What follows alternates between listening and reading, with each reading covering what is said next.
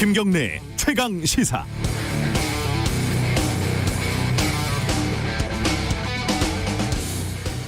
월성 1호기 폐쇄 결정이 잘못됐다. 2019년 야당이 감사 청구를 했죠. 얼마 전에 감사 결과가 나왔는데 그게 좀 애매했잖아요. 폐쇄 결정 자체는 잘 모르겠고 경제성 평가에 문제는 있었고 공무원들이 자료를 삭제했다더라. 그런데 야당이 이걸 대전지검에 고발을 했고 검찰은 발빠르게 정부 부처를 압수수색을 했습니다. 청와대를 겨냥하고 있다, 뭐 이런 얘기들도 나오고 있어요. 그런데 다른 쪽에서는 환경단체가 최재형 감사원장을 고발을 또 했습니다. 정부가 폐쇄 결정 결론을 끼워 맞췄다고 결론 내린 감사원장이 감사 결론을 끼워 맞췄다는 거죠. 어렵네요. 어쨌든 서울중앙지검은 또 수사에 착수를 했습니다. 자, 이후에는 어떻게 될지 한번 상상을 해볼까요? 어떤 사건에 대해서 윤석열 총장이 수사심의위원회를 열어요. 추미애 장관은 수사지휘권을 발동을 하겠죠. 윤 총장은 국회에 나가서 위법 부당하다, 그때는 그러지 않지 않았느냐라고 목소리를 높입니다. 추 장관은 총장에 대한 감찰을 지시합니다. 법무부 평검사 2명이 검찰총장을 찾아가지만 쫓겨납니다. 일부 검사들은 막 반발을 합니다. 윤 총장은 검찰은 살아있는 권력을 수사해야 한다고 말합니다. 이 과정을 뉴스로 듣고 있는 국민들은 실제로 검찰이 처음에 뭘 수사하고 있었지 모두 잊어버립니다. 이 끝이 아닙니다. 이 와중에 야당이 감사원에 법무부 감사를 청구를 합니다. 감사원은 애매한 결론을 발표를 합니다. 검찰이 즉각 수사에 착수하고 법무부 장관이 수사 지휘권을 발동하고 시민단체는 법무부 장관을 고발하고 검찰이 또 압수수색에 들어가고 이렇게 저렇게 가겠죠. 상상이지만 진짜 상상에 불과한 건 아닐 겁니다. 언젠가부터 우리는 이 메비우스의 띠 이런 데 갇혀버린 것 같습니다. 그 메비우스의 띠 중심에는 항상 검찰이 있고요. 아마 추미애, 윤석열 모두 사라져도 이 메비우스 띠에서 벗어날 수 있을지 의심스럽습니다. 11월 20일 금요일 김경래 최강시사 시작합니다.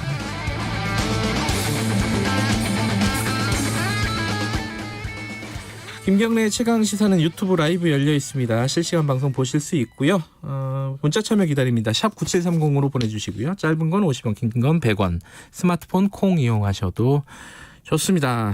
오늘 1부에서는 코로나 얘기 좀 해봐야 될 것 같습니다. 지금 점점 심각해지고 있습니다. 오늘 좀 중앙사고본부 그리고 전문가 연결해서 백신 얘기도 함께 좀 해보겠습니다. 2부에서는요. 공수처 그리고 검찰 얘기 지금 복잡하죠. 오늘은 더불어민주당 박주민 의원과 함께합니다.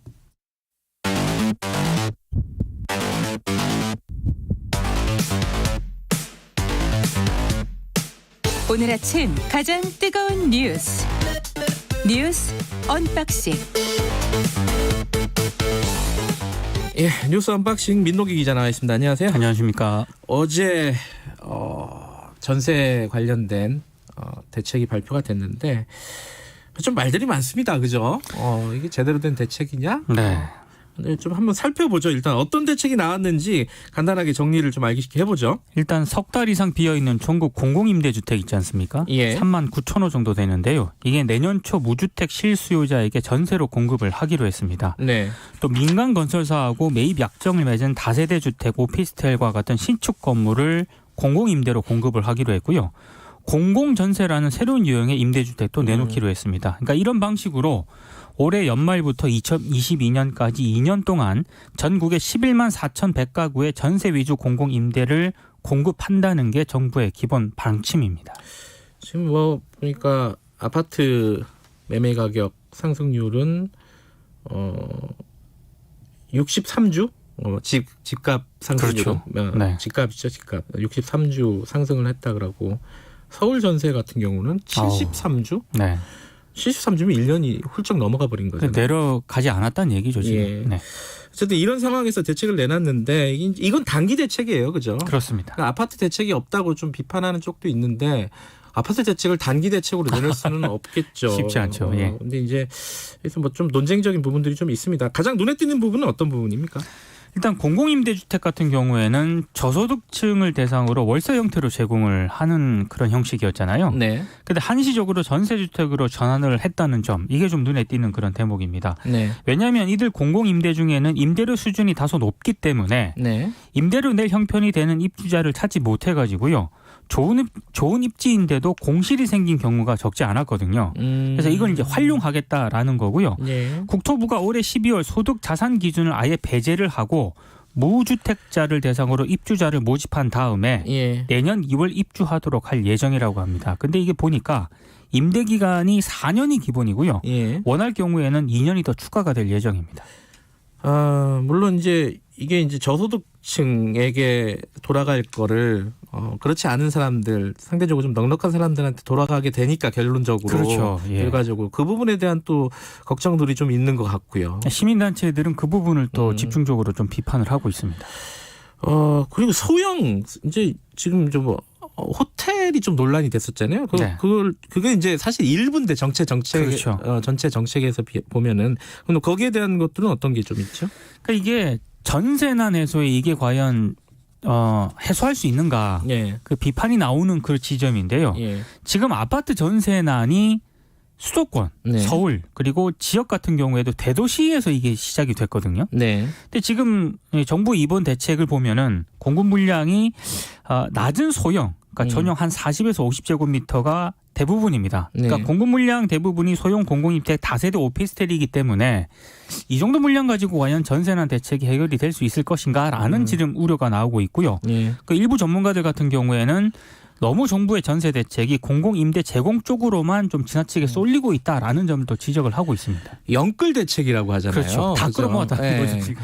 그러니까 끌어모아도 이거밖에 안 된다는 거예요, 사실. 그렇습니다. 네. 근데 이제 이거를 이제 무슨 고시텔 정책이다 네. 이렇게 얘기하는 거는 좀 과장된 측면은 분명히 있습니다. 고육지책인 측면은 분명히 있죠. 예. 네. 하지만 이게 진짜 전세난을 해결할 것인가? 그거는 대부분 좀 뭐 부정적으로 보더라고요, 전문가들은. 그러니까 전세난 출발이 서울 수도권에 있는 아파트에서 시작이 됐는데 예. 이제 거기에 초점이 맞춰지지 않았다라는 거죠. 물론 정부는 지금 임대차 보호법, 그렇죠. 임대차 3법이 정착이 되려면 시간이 걸린다. 시간이 걸리죠, 분명히. 1989년에도 그랬었다라고 얘기하는데 89년도보다 더 오래 걸릴 가능성도 있다는 얘기도 있고요. 그죠? 네네. 그때는 1년에서 2년이고 이번엔 2년에서 4년이니까요. 그렇죠. 걱정이 됩니다. 이게 우리 동네도 난리더라고요. 지금 전세 때문에. 없어요, 진짜. 예. 예. 힘들어하시는 분들이 꽤 있습니다. 정부도 알고는 있는 것 같은데 당장 꺼낼 수 있는 정책이 여기까지인 것 같고. 단기적인 정책은 예. 한계가 있죠. 네. 예, 이 부분은 뭐 앞으로도 계속 다뤄야 될 부분이니까 여기까지 하고요. 코로나 얘기 잠깐 해보죠. 뒤에 코로나 우리 저기 중수본도 연결을 하고 전문가도 연결을 하겠지만은 일단 숫자 좀 잠깐 보죠. 지금 300명이 이틀 연속으로 늘은 거죠, 그죠? 그러니까 19일 어제 0시 기준으로요. 예. 코로나19 확진자가 343명으로 집계가 됐거든요. 네. 8월 28일 이후 최다 수치입니다. 네. 서울에서 전체의 3분의 1가량인 109명의 확진자가 발생했고요. 네. 비수도권의 확진자도 116명을 기록을 했습니다. 이제 우려가 되는 거는 전남 순천 같은 경우인데 지난 11일부터 1.5단계를 적용을 해왔거든요. 네. 근데 이게 확산세가 누그러지지 않아가지고요.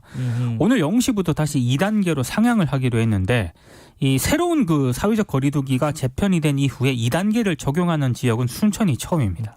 전국 어디서 막 동시다발적으로 나오니까 뭐 딱히 서울만 위험한 것도 아니고요. 그죠? 전국적으로 위험하죠. 순천만 해도 그렇게 인구 밀도가 높은 곳이 아닌데 그렇죠. 네. 이런 식으로 심각한 상황이 된다는 거는 좀 걱정스러운 상황인 것 같습니다. 그래서 순천은 2단계를 했다는 건데 네. 이게 전국적으로도 좀 2단계를 빨리 해야 되는 거 아니냐 이런 얘기들도 나오고 있는데 이거는 제가 조금 이따가 정부 관계자에게 좀 물어보겠습니다. 정부도 지금 고민을 하고 있겠죠. 네.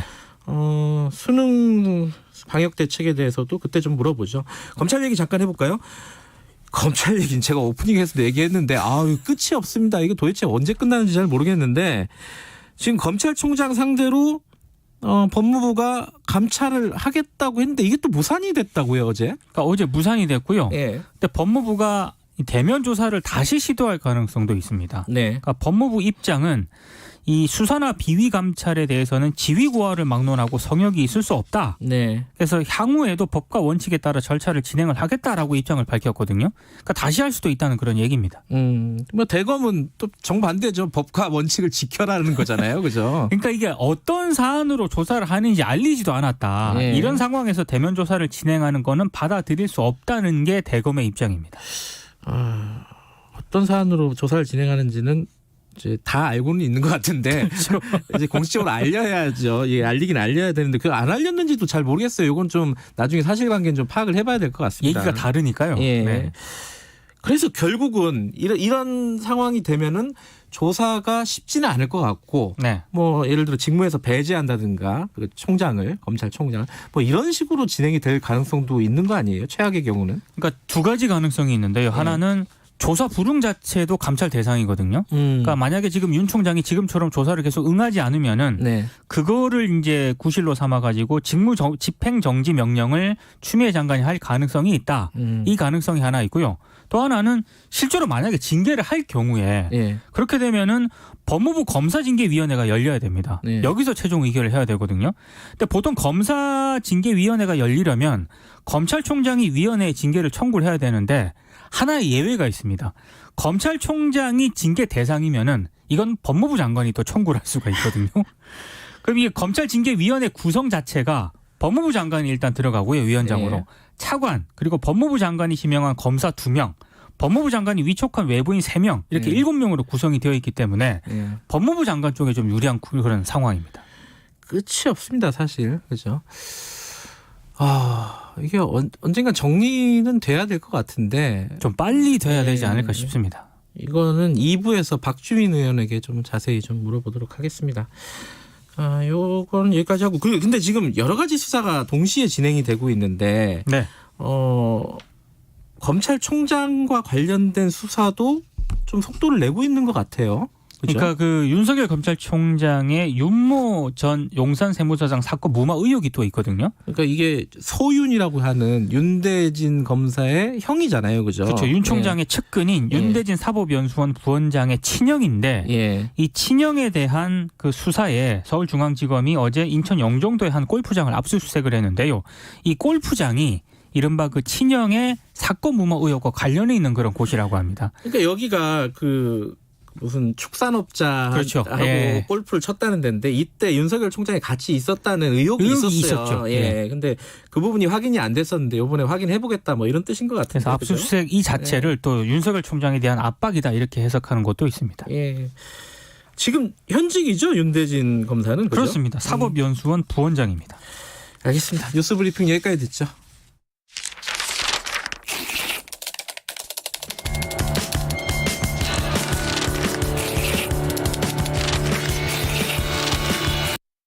민동기의 저널리즘 M. 네, 저널리즘 M. 오늘은 지난주까지 좋은 보도와 나쁜 보도를 계속 밀 줄 알았는데 다른 걸 갖고 오셨습니다. 동아일보 얘기를 갖고 오셨네요. 이게 보도를 좀 해야 될 필요가 있는 것 같은데요. 네. 보도가 거의 안 돼가지고요. 네. 그 차원에서 제가 좀 가지고 와봤습니다. 동아일보 일가에 대한 문제죠, 사실. 예. 그 김재호 동아일보 사장 딸이 2020년 동아미디어그룹 공개 채용에 지원을 했는데요. 동아일보 기자로 최종 입사한 것으로 확인이 됐습니다. 이 내용은 미디어오늘이 보도를 했는데 일단 동아일보 사장 딸이 동아일보에 합격했다는 것만으로도 이런저런 논란이 좀 제기가 되고 있습니다. 일단은 동아일보 이번 채용이 좀 독특했다 이런 얘기가 있어요. 그 채용 연계형 인턴으로만 수습 기자를 선발하겠다라고 네. 채용 공고에 밝혔거든요. 뭐 그동안 채용 연계형 인턴하고요. 공개 채용 이렇게 두 가지 방식으로 진행이 됐었는데 이번에는 인턴 채용 비중을 좀 높이겠다. 예. 이런 차원으로 보입니다. 뭐 7월 21일부터 8월 3일까지 원서 접수를 받았다라고 하고요. 지원자들은 자기소개서하고 뭐 1분짜리 영상을 제출을 했다고 합니다. 이제 발표를 아직 안 한 거 아니에요? 발표를? 이게 재밌는 현상인데요. 최종 합격자. 예. 최종 합격자 발표가 안 된 그런 상황인데 예. 동아일보 사장 딸이 최종 합격했다는 기사가 미디어오늘에 나왔거든요. 예. 이 자체도 굉장히 좀 특이한 것 어떻게 같습니다. 된 거예요? 그러니까 1차 서류 합격자가 8월 18일 발표가 됐고요. 예. 2차 필기시험하고 면접이 8월 20일과 23일 이틀에 걸쳐 진행이 됐는데 전형을 통과를 하지 않았겠습니까, 사람들이? 예. 9월 2일부터 10월 30일까지 8주간 인턴 기자로 활동을 한 겁니다. 인턴 해갖고 또 거기서 또 추리는 모양이군요. 그렇습니다. 예. 근데 이제 개별 통보를 갔다라는 그런 얘기를 들었고 예. 그래서 미디어오늘이 이걸 취재를 해보니까 실제로 최종 합격자들에게 지난주 개별 통보를 했다라고 하거든요. 예. 근데 김재호 사장 딸이 있다는 걸 아마 인지를 한 것 같고요. 예. 그래서 직접 연락을 한 모양입니다. 최종 합격한 게 맞냐 이렇게 물으니까 합격한 게 맞다라고 김재호 사장 딸이 답을 했다라고 하고요. 아버지가 동아일보 사장이기 때문에 이해충돌 문제가 좀 흘러나온다 이렇게 질문을 하니까 이 질문에는 답을 하지 않았다고 합니다. 어쨌든 근데 뭐 채용 과정 자체가 공정했다면은 뭐 딸이 합격을 했든 아들이 합격했든 뭐 큰 문제는 아니잖아요. 근데 이제 언론고시 카페라든가 이런 데서 과연 공정했느냐 이런 이제 문제 제기가 잇따르고 있다는 게 좀 문제인 것 같고요. 예. 제가 오늘 얘기하고 싶은 거는 이 동아일 미디어 그룹의 채용 과정이 공정했는가 이 얘기를 하려는 건 아니고요. 그거는 검찰이 해야죠. 그렇죠. 검찰이 우리식으로 따지면 검찰이 해야 될 사안이고요. 다만 이 동아일보를 비롯해서 우리 언론이 자주 이제 얘기하고 있는 공정 있지 않습니까? 예. 이게 선택적 공정인 것 같다라는 생각이 좀 했기 때문입니다. 어떤 말이죠? 단적으로 일단 그동안 추미애 법무부 장관하고 예. 조국 전 장관 자녀들과 관련해서요. 아빠 찬스, 엄마 찬스 이 논란이 상당히 불거지지 않았습니까? 이때 언론들이 대대적으로 보도를 했고요. 포털에서 기사 검색만 하더라도 뭐 엄청난 기사량이 쏟아졌습니다. 예. 근데 이번에는 아예 기사가요. 제가 다 포털에서 다 검색을 해봤는데 미디어 오늘하고 고발뉴스 딱 두 곳만 이 문제를 또 보도를 하더라고요. 예. 그러니까 이거는 좀 침묵의 카르텔 아닌가라는 생각이 좀 들었습니다. 예. 실제로 그 SNS에서는 추미애 장관 아들 문제와 직접 비교를 하기도 하는데요.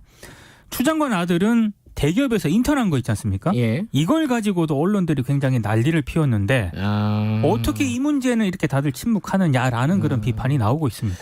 추 장관은 사람들이 잘 아는데 김재원은 잘 몰라요, 사실.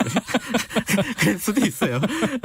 근데 어쨌든 그 김재호 사장의 딸이 이번에 언론에 처음 등장한 게 아니더라고요. 저도 기억을 못했는데. 그러니까 2014년 8월에 예. 그 명문 그 학교라고 그러죠. 하나고 1학년에 편입 시험을 하거든요. 네. 당시 처음에는 면접관으로부터 12점을 받았는데 최종 점수를 보니까 15점으로 표기가 되어 있는 겁니다. 예. 그때 MBC가 이 면접 점수가 석연치 않은 이유로 바꿨다라는 의혹을 제기를 했고요. 네. 실제로 관련해서 2015년 서울시 교육청이 하나고를 특별 감사를 하는데 네.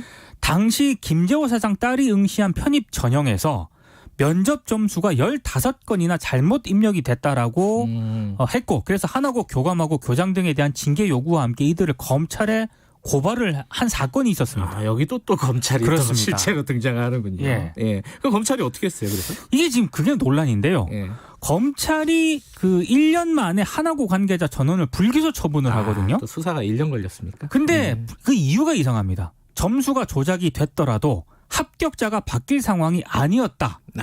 그래서 불기소했다. 이렇게 이유를 설명을 하는 겁니다. 요새는 뭐 무슨 검증이니 감사원이니 다 이게 이렇게 애매해요. 뭐가. 근데 이게 부실 수사 논란이 제기됐던 이유가요. 예. 검찰이 당시 압수수색과 계좌 추적을 안 했다고 합니다. 그러니까 강제 수사 자체를 안 했다라는 그런 얘기인데 예. 봐주기 아니냐 이런 논란도 제기가 됐습니다. 예. 근데 당시 보도도요.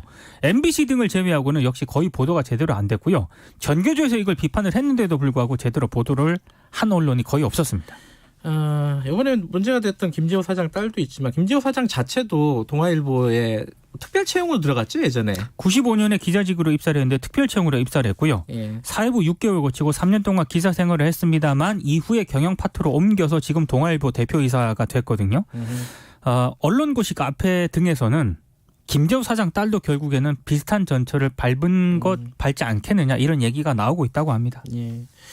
제가 예전에 오프닝에서 SK 최태원 회장 아들이 네. 그 입사를 했다. 최태원 그 SK 계열사에. 네. 근데 그 부분에 대해서 언론들은 다데 이게 미담 기사로 미담으로 이제 그 경영권 수업을 하고 있다. 네. 뭐 그 낮은 직급으로 들어갔거든요. 네. 근데 그거를 조금 얘기를 했더니 반응들이 네. 아니 그게 뭐 당연한 거지. 총수의 그룹 총수의 아들이 그 정도로 들어가는 것도 못하냐? 뭐 너는 뭐 부러워서 그러냐? 이런 반응들이 굉장히 많았어요. 이번도 좀 비슷한 건인데 이게 회사가 동아일보가 김재호 사장 뭐 지분상으로 보면 그 가족 거긴 맞긴 하지만은 네. 회사 자체가 개인 소유는 아니거든요. 아니고 그렇죠? 더더군다나 언론사기 때문에요. 네. 여러 가지 공적인 기능을 수행하는 곳 아니겠습니까? 동아일보는 특히 공정에 대해서도 많이 얘기를 했던 언론 아니겠습니까? 조국 전 장관하고 추미애 장관에 대한 기사에서 굉장히 강도 높게 비판을 했었죠. 네. 결국 또 내로남불에 대한 얘기가 될 수도 그 있겠네요. 얘기를 하고 싶습니다. 제가. 예. 예. 여기까지 하죠. 일주일 동안 고생하셨습니다. 고맙습니다. 뉴스 언박싱 저널리즘의 민동기 기자였고요. 지금 시각은 7시 9분 40분 향해 가고 있습니다. 출근길 날씨 정보입니다. 찬바람이 강하게 불어서 춥습니다. 지금 기온이 서울 3.2도, 대구 10.8도 등으로 어제 아침보다 7도에서 15도가량이나 뚝 떨어져 있습니다. 한낮 기온도 서울 6도, 광주 9도, 부산 15도 등으로 어제보다 5도에서 10도 정도 낮아 낮에도 무척 쌀쌀하겠습니다. 오늘 낮까지 대체로 흐린 가운데 곳에 따라 빗방울이 떨어지다가 낮에 중부지방부터 차차 맑아지겠고요. 공기는 전국이 깨끗하겠습니다. 현재 서울의 기온은 3.2도입니다. 날씨 정보 송소진입니다. 이어서 이 시각 교통 상황을 KBS 교통정보센터 임초희 씨가 전해드립니다. 네, 이 시각 교통정보입니다. 중부고속도로는 하남 방향으로 진천터널 부근 막히고 있고요. 경부고속도로 서울 방향은 기흥 부근과 수원에서 신갈, 서울 요금소부터 판교, 달래내에서 반포 쪽으로 정체되고 있습니다. 서울 시내 분당 수서로는 성남 쪽으로 고장난 차가 있던 영향인데요. 탄천일교부터 수서 쪽으로 밀립니다. 올림픽대로는 잠실 방향으로 방화대교에서 양화대교, 여의하류에서 한강대교 쪽으로 정체고요. 반포대교 부근이 고장난 차 여파로 막히고 있습니다. KBS 교통정보센터였습니다. 최강 시사.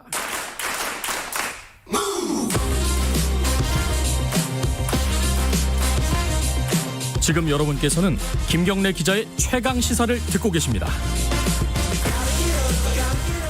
예, 코로나 상황 짚어보겠습니다. 먼저 윤태호 중앙사고수습본부 방역총괄반장님 연결하겠습니다. 반장님 안녕하세요. 네, 안녕하세요.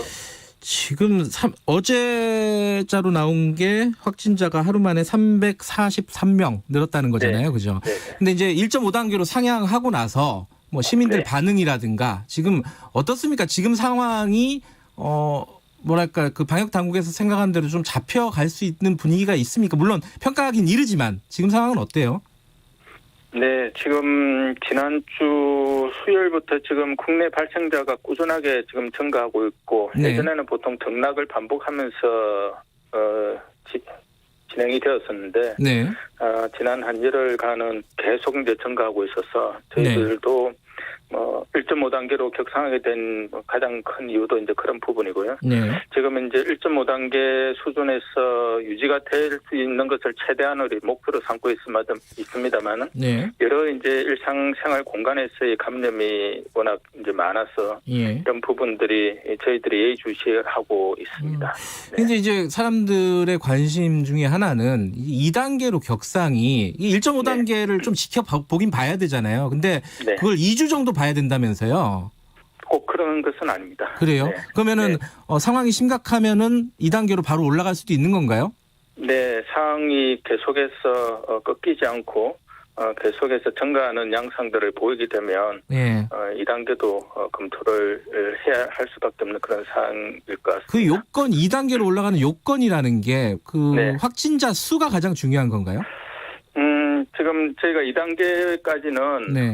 전국적인 2단계가 아니고 네.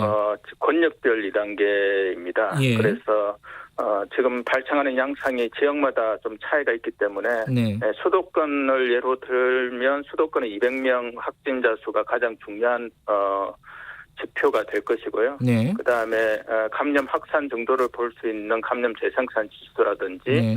아니면 연령 구성이 어떻게 되는지 네. 다행스럽게도 최근에는 60대 이상 연령보다는 40, 50대, 40대 미만의 연령 차지하는 비중이 높아서 예. 중환자로 발생하는 부분은 예전에 8월에 비해서는 조금 낮을 것으로 판단이 드는데요. 네. 이러한 부분들을 고려를 해서 2단계 권역별로 2단계 수준들에 대해서 검토가 들어가게 될 것입니다. 권역별로 검토를 해야 될 것 같다라고 말씀하셨는데, 근데 이게 그 일부 전문가들은 그런 얘기를 했어요. 지난 주말부터 사실은 좀 단계를 상향을 해가지고 네. 분위기를 좀 잡았어야 되는 거 아니냐라는 네. 얘기도 있고, 지금도 위험하다, 굉장히 위험한 상황이기 때문에 조기에 선제적으로 대응을 해야 된다라는 쪽이 있습니다. 근데 네. 지금 예컨대 이제 중앙사고수습본부도 있고, 뭐 중앙재난안전대책본부도 있고, 중앙방역대책본부도 있고, 여러 이제 단계가 있는데 일선에서 이제 방역을 담당하고 있는 사람들은 빨리 선제적으로 대응을 했으면 좋겠는데, 저 위에서 뭔가 중대본 같은 데서 결정을 계속 미루는 거 아니냐, 이런 얘기들 어떻게 생각하십니까? 그거는 내부에서 보면 그럴 수도 그렇게 생각할 수도 있을 거라고 생각합니다. 네. 다만 이제 중대본이 최고의 의사결정 기구고, 네. 그다음에 방대본이라든지 이제 질병관리청을 중심으로 하는 방대본, 네. 그리고 보건복지부를 중심으로 하는 중수본, 네. 또 다 이제 중대본에 예. 다 포함이 되어서 계속해서 논의를 하고 있고, 예. 이 과정에서 다른 이제 관계 부처의 어떤 의견들 네. 이런 것을 종합적으로 해서 정부 차원에서 최종적으로 결정하는 것은 총리께서 주재하시는 중대본회의이기 예. 때문에 여러 가지 논의들이 같이 이루어집니다. 또 전문가들 내에서도 여러 가지 또 다양한 이야기가 있듯이 네. 또 중대본 내에서도 여러 가지 의견들을 최종적으로 이제 조율하는 것이니까요. 예. 그런 부분들을 근거해서 결정을 내리는 것이고 뭔가 위에서 막는다든지 이런 부분들은 있을 수가 없습니다. 네. 알겠습니다. 지금 뭐 네. 청취자분들에게 이제 주말이잖아요. 네네. 좀 꼭 지켜야 될 수칙이라든가 하시고 싶은 말씀 간단하게 하고 정리하죠. 네, 지금 이제 제일 중요한 부분은 네. 일상생활 공간에서 있던 감염이 계속해서 발생을 되고 있다는 거고, 네. 무엇보다도 지금 현재는 각종 소모임이라든지 네. 아니면 외출이라는 부분들을 가급적 자제를 해주시는 것이 가장 네. 중요할 것 같습니다. 지금 식당이나 카페, 그다음에 여러 가지 다중 이용 시설, 네. 그다음에 사우나, 실내 체육 시설 이런 곳에서도 계속해서 발생을 하고 있습니다. 물론 의료기관이나 요양기관 등에서도 발생을 하고 있지만은 예. 그 요인보다는 생활 공간에서 발생하는 비중이 훨씬 더 높기 때문에 국민들께서는 그러한 어떤 불필요한 모임은 자제를 해주시면 좋을 것 같고요. 예. 환기가 잘 되지 않고 그다음에 거리두기가 되지 않는 네. 그런 공간은 가급적 피해 주시는 게 좋을 것 같습니다. 알겠습니다. 이번 주말 중요하겠죠, 그죠? 이번 주말이 매우 중요한 어떤 예. 터닝 포인트가 될 것이라고 생각을 하고 있습니다. 알겠습니다. 계속 네. 고생해 주시기 바랍니다. 고맙습니다. 네, 감사합니다. 윤태호 중수본 방역총괄 반장이었습니다. 바로 백신 얘기 좀 해볼게요. 중앙대 약학대학 설대우 교수님 연결돼 있습니다. 교수님 안녕하세요. 예, 안녕하세요. 지금 이제 이거는 좀 기분 좋은 소식이기도 한데 미국에서 뭐 모더나, 화이자 한 95% 예방률 나왔다 이렇게 지금 나오고 있습니다. 이게 전문가가 보시기에도 이게 뭐랄까 믿을 만한 어떤 소식이라고 보십니까? 어떻게 보세요? 여러분들이 지금 이 예방률에 대한 이해가 없어서 그러는데요. 예. 먼저 여러분들이 예방률에 대한 이해를 좀 하셔야 돼요. 예. 이게 일반 용어로 예방하는 율하고 예. 이게 전문가들이 얘기하는 과학적으로 얘기하는 거하고 전혀 다르거든요. 그래요? 예를 들면 예.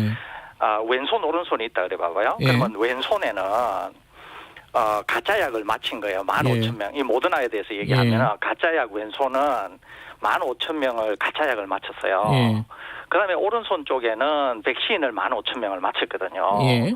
그러고 나서 일상생활을 하게 한 다음에 어떤 시간이 지난 후에 분석을 한 거예요. 해보니까 왼쪽 손, 즉 가짜약을 맞힌 사람은 15,000명이나 맞췄는데도 확진자가 90명 정도밖에 안 나왔어요. 예.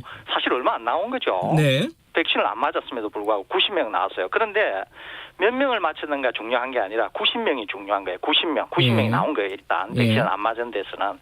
백신을 맞은 데서는 5명이 나온 거예요. 그러니까 얼핏 보면 효과가 있는 것처럼 보이잖아요. 네. 그런데 어떻게 계산을 하느냐 하면은 백신을 맞힌 데서 5명이 나왔지만은 예.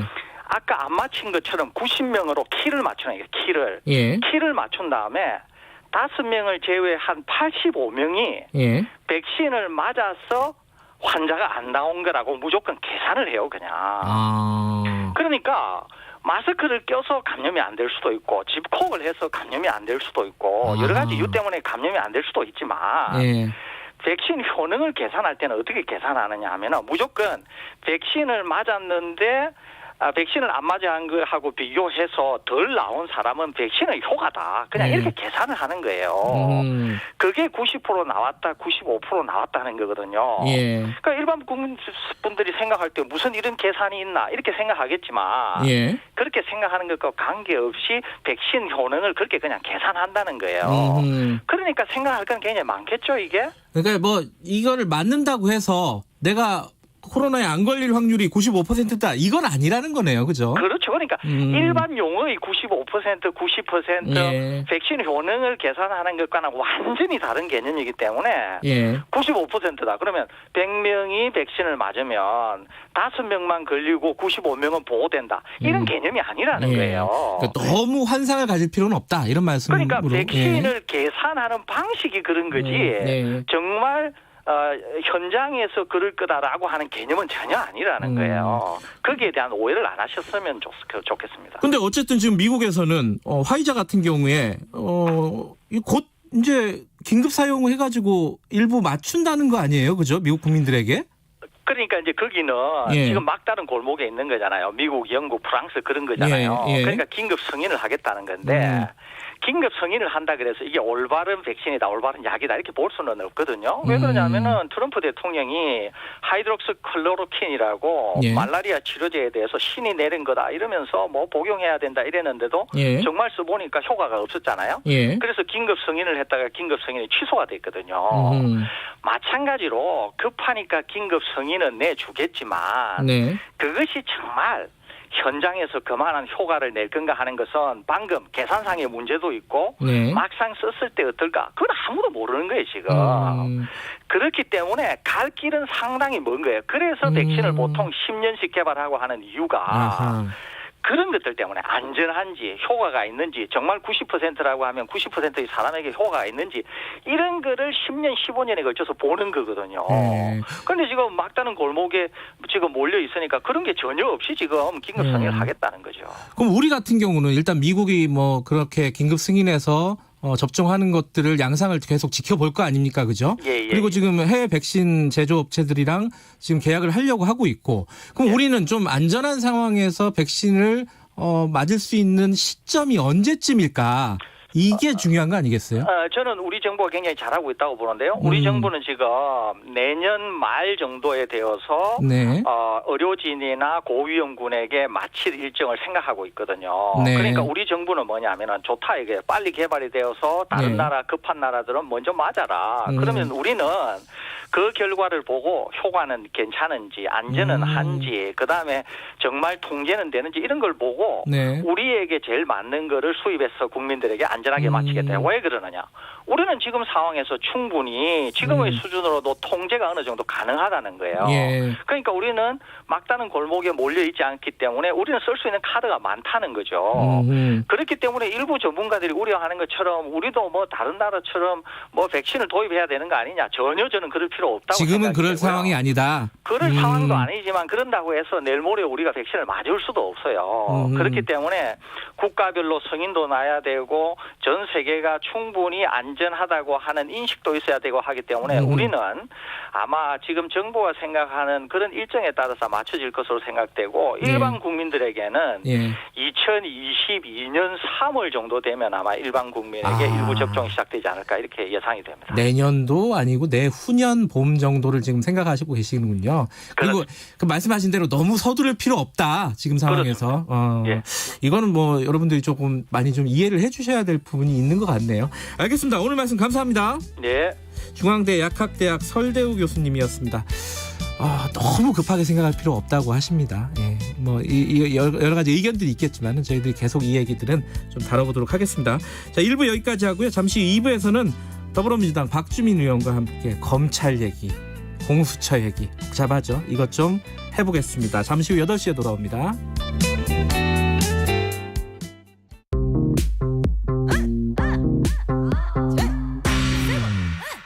뉴딜 내려온다. 한국 한뉴딜. 위기에 강한 나라. 한국 한뉴딜.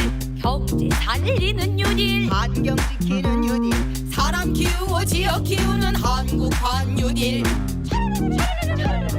내 삶을 지키고 우리 동네 살리는 한국 한뉴딜. 대한민국 미래 열고 세계 경제 선도하는 한국 한뉴딜. 대한민국 정부. 가축 분뇨 혹시 더럽고 쓸모없다 느끼시나요? 가축 분뇨는 퇴비나 액체 비료로 만들 수 있고 절차에 맞춰 정해진 농경지에 적당량 살포하면 유기농 농산물 생산과 토질 개선에 도움이 됩니다. 가을은 액체 비료의 집중 살포 기간인 만큼 과다 살포 방지를 통해 유용한 자원으로 활용해야 하겠습니다. 환경공단은 2017년 가축분뇨 전자인계 관리 시스템을 도입하여 깨끗한 관리를 추진하고 있습니다. 이 캠페인은 환경부와 한국환경공단이 함께합니다. 말 같은 말.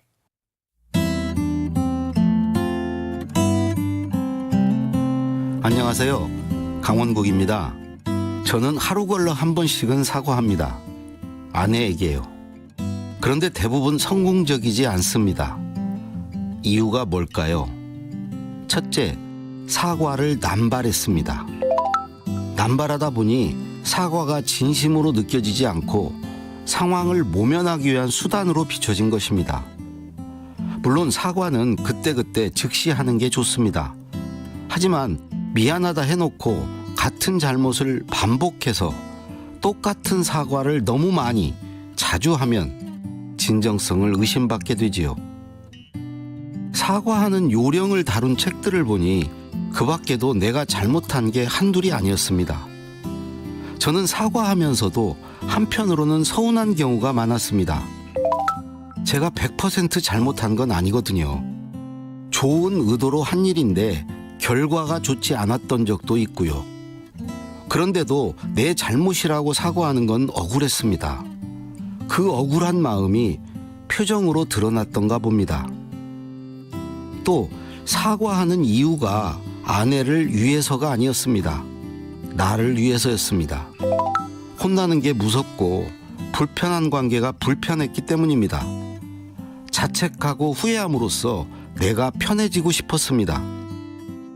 저의 잘못으로 힘들어하는 아내를 위로하고 괴로움을 덜어주려는 마음이 먼저여야 하는데 말이죠.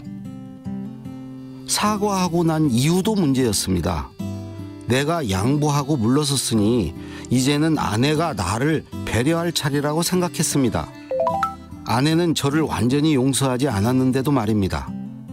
그런 상황에서 나오는 소리가 사과했잖아. 너무하는 거 아니야? 내가 뭘 그렇게 잘못했어?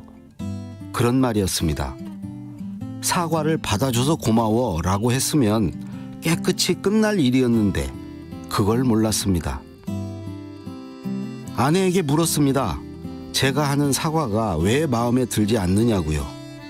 아내가 그러더군요. 당신은 늘 지나는 말로 마지못해 사과해. 내 눈을 보고 사과한 적 있어? 그래서 또 곧바로 잘못했다고 사과했습니다. 그랬더니 아내는 또 화가 났습니다. 강원국의 말 같은 말이었습니다. 사과는 상대를 위해서 진정성 있게 합시다. 웬만하면 같은 잘못을 반복하지도 맙시다.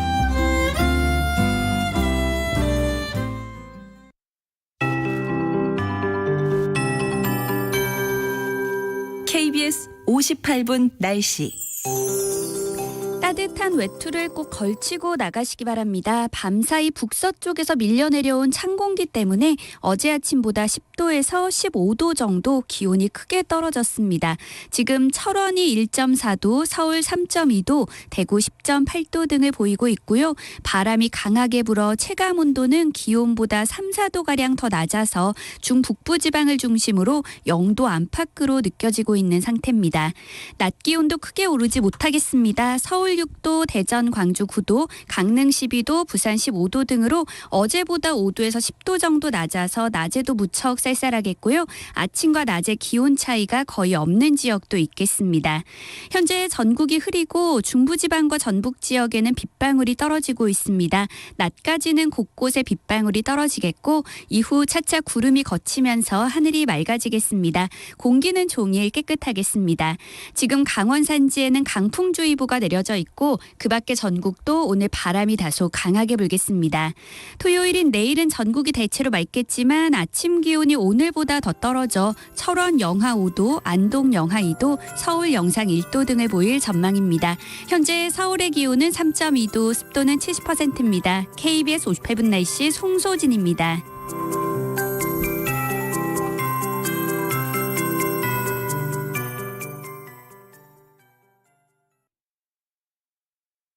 정성을 다하는 국민의 방송 KBS가 8시를 알려드립니다.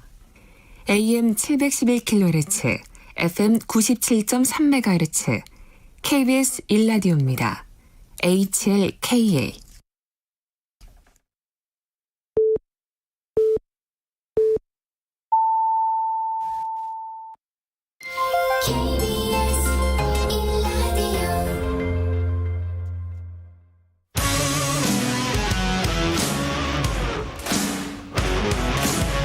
뉴스타파 기자 김경래 최강 시사. 네, 김경래 최강 시사 2부 시작하겠습니다.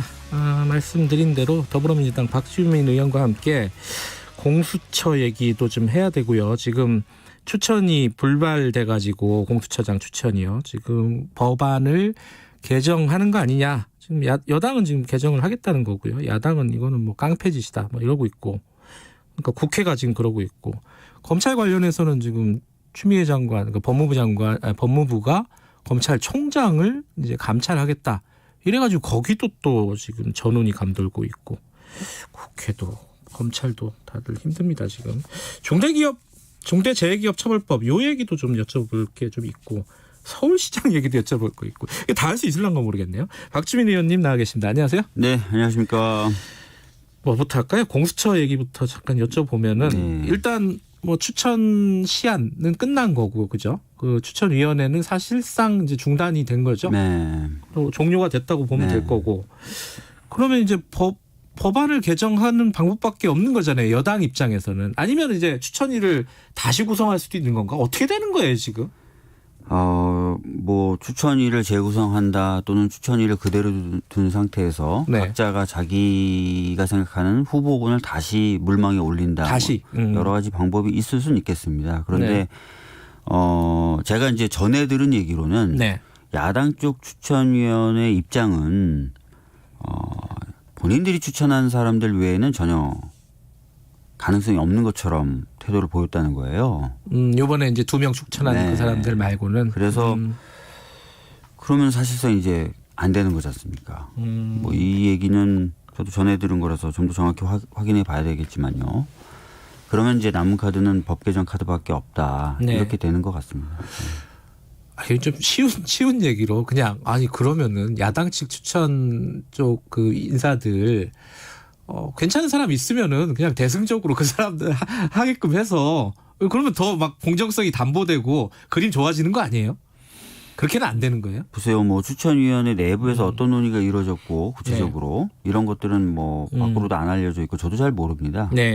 근데 이제 논의 과정에서 잘 합의가 안 되다 보니까 아마 이제 변협 회장이 그러면 야당 여당 다 빼고 변협하고 대법원 쪽에서 추천하는 사람 공정하고 중립적일 테니까 해보자라는 제안도 있었던 것 같아요. 그것도 아마 안 됐던 것 같습니다. 서로 못 믿으니까 그런 것 같은데, 그죠? 자, 그럼 어쨌든 간에 그럼 이것도 안 되고 저것도 안 되고 그러면은 공수처가 아예 안 되는 거잖아요. 뭐 장이 있어야지 뭐가를 하는데 그러면 이제 법안을 바꾼다. 이거 실제로 진행을 하십니까? 어제 신동근 의원께서는 뭐 한다. 12월 2일까지. 어제 저희가 그 법사위원들이 더불어민주당 소속 법사위원들 기자회견도 했고요. 이 상태로라면 법 개정에 나설 수밖에 없다라고 선언을 했고요. 25일 날 지금 25일. 관련된 법안 소위가 예정되어 있습니다. 수요일이 다음 주 수요일이네요. 25일 날 관련된 법 논의를 시작할 것 같습니다. 그러면 그때 법안 소위하고 만약에 이제 계속 추진을 한다 그러면 일정상으로 보면은 본회의 통과가 12월 2일이 되는 거예요?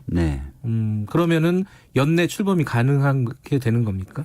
12월 2일 날 이제 법 개정이 돼서 시행이 되면 이제 후보 추천위원회가 다시 이제 가동이 돼야 되겠죠. 바뀐 규정에 따라서. 이미 이제 충분히 그 현재 제출되어 있는 후보들에 대해서는 자료가 제출된 상태라 그러더라고요.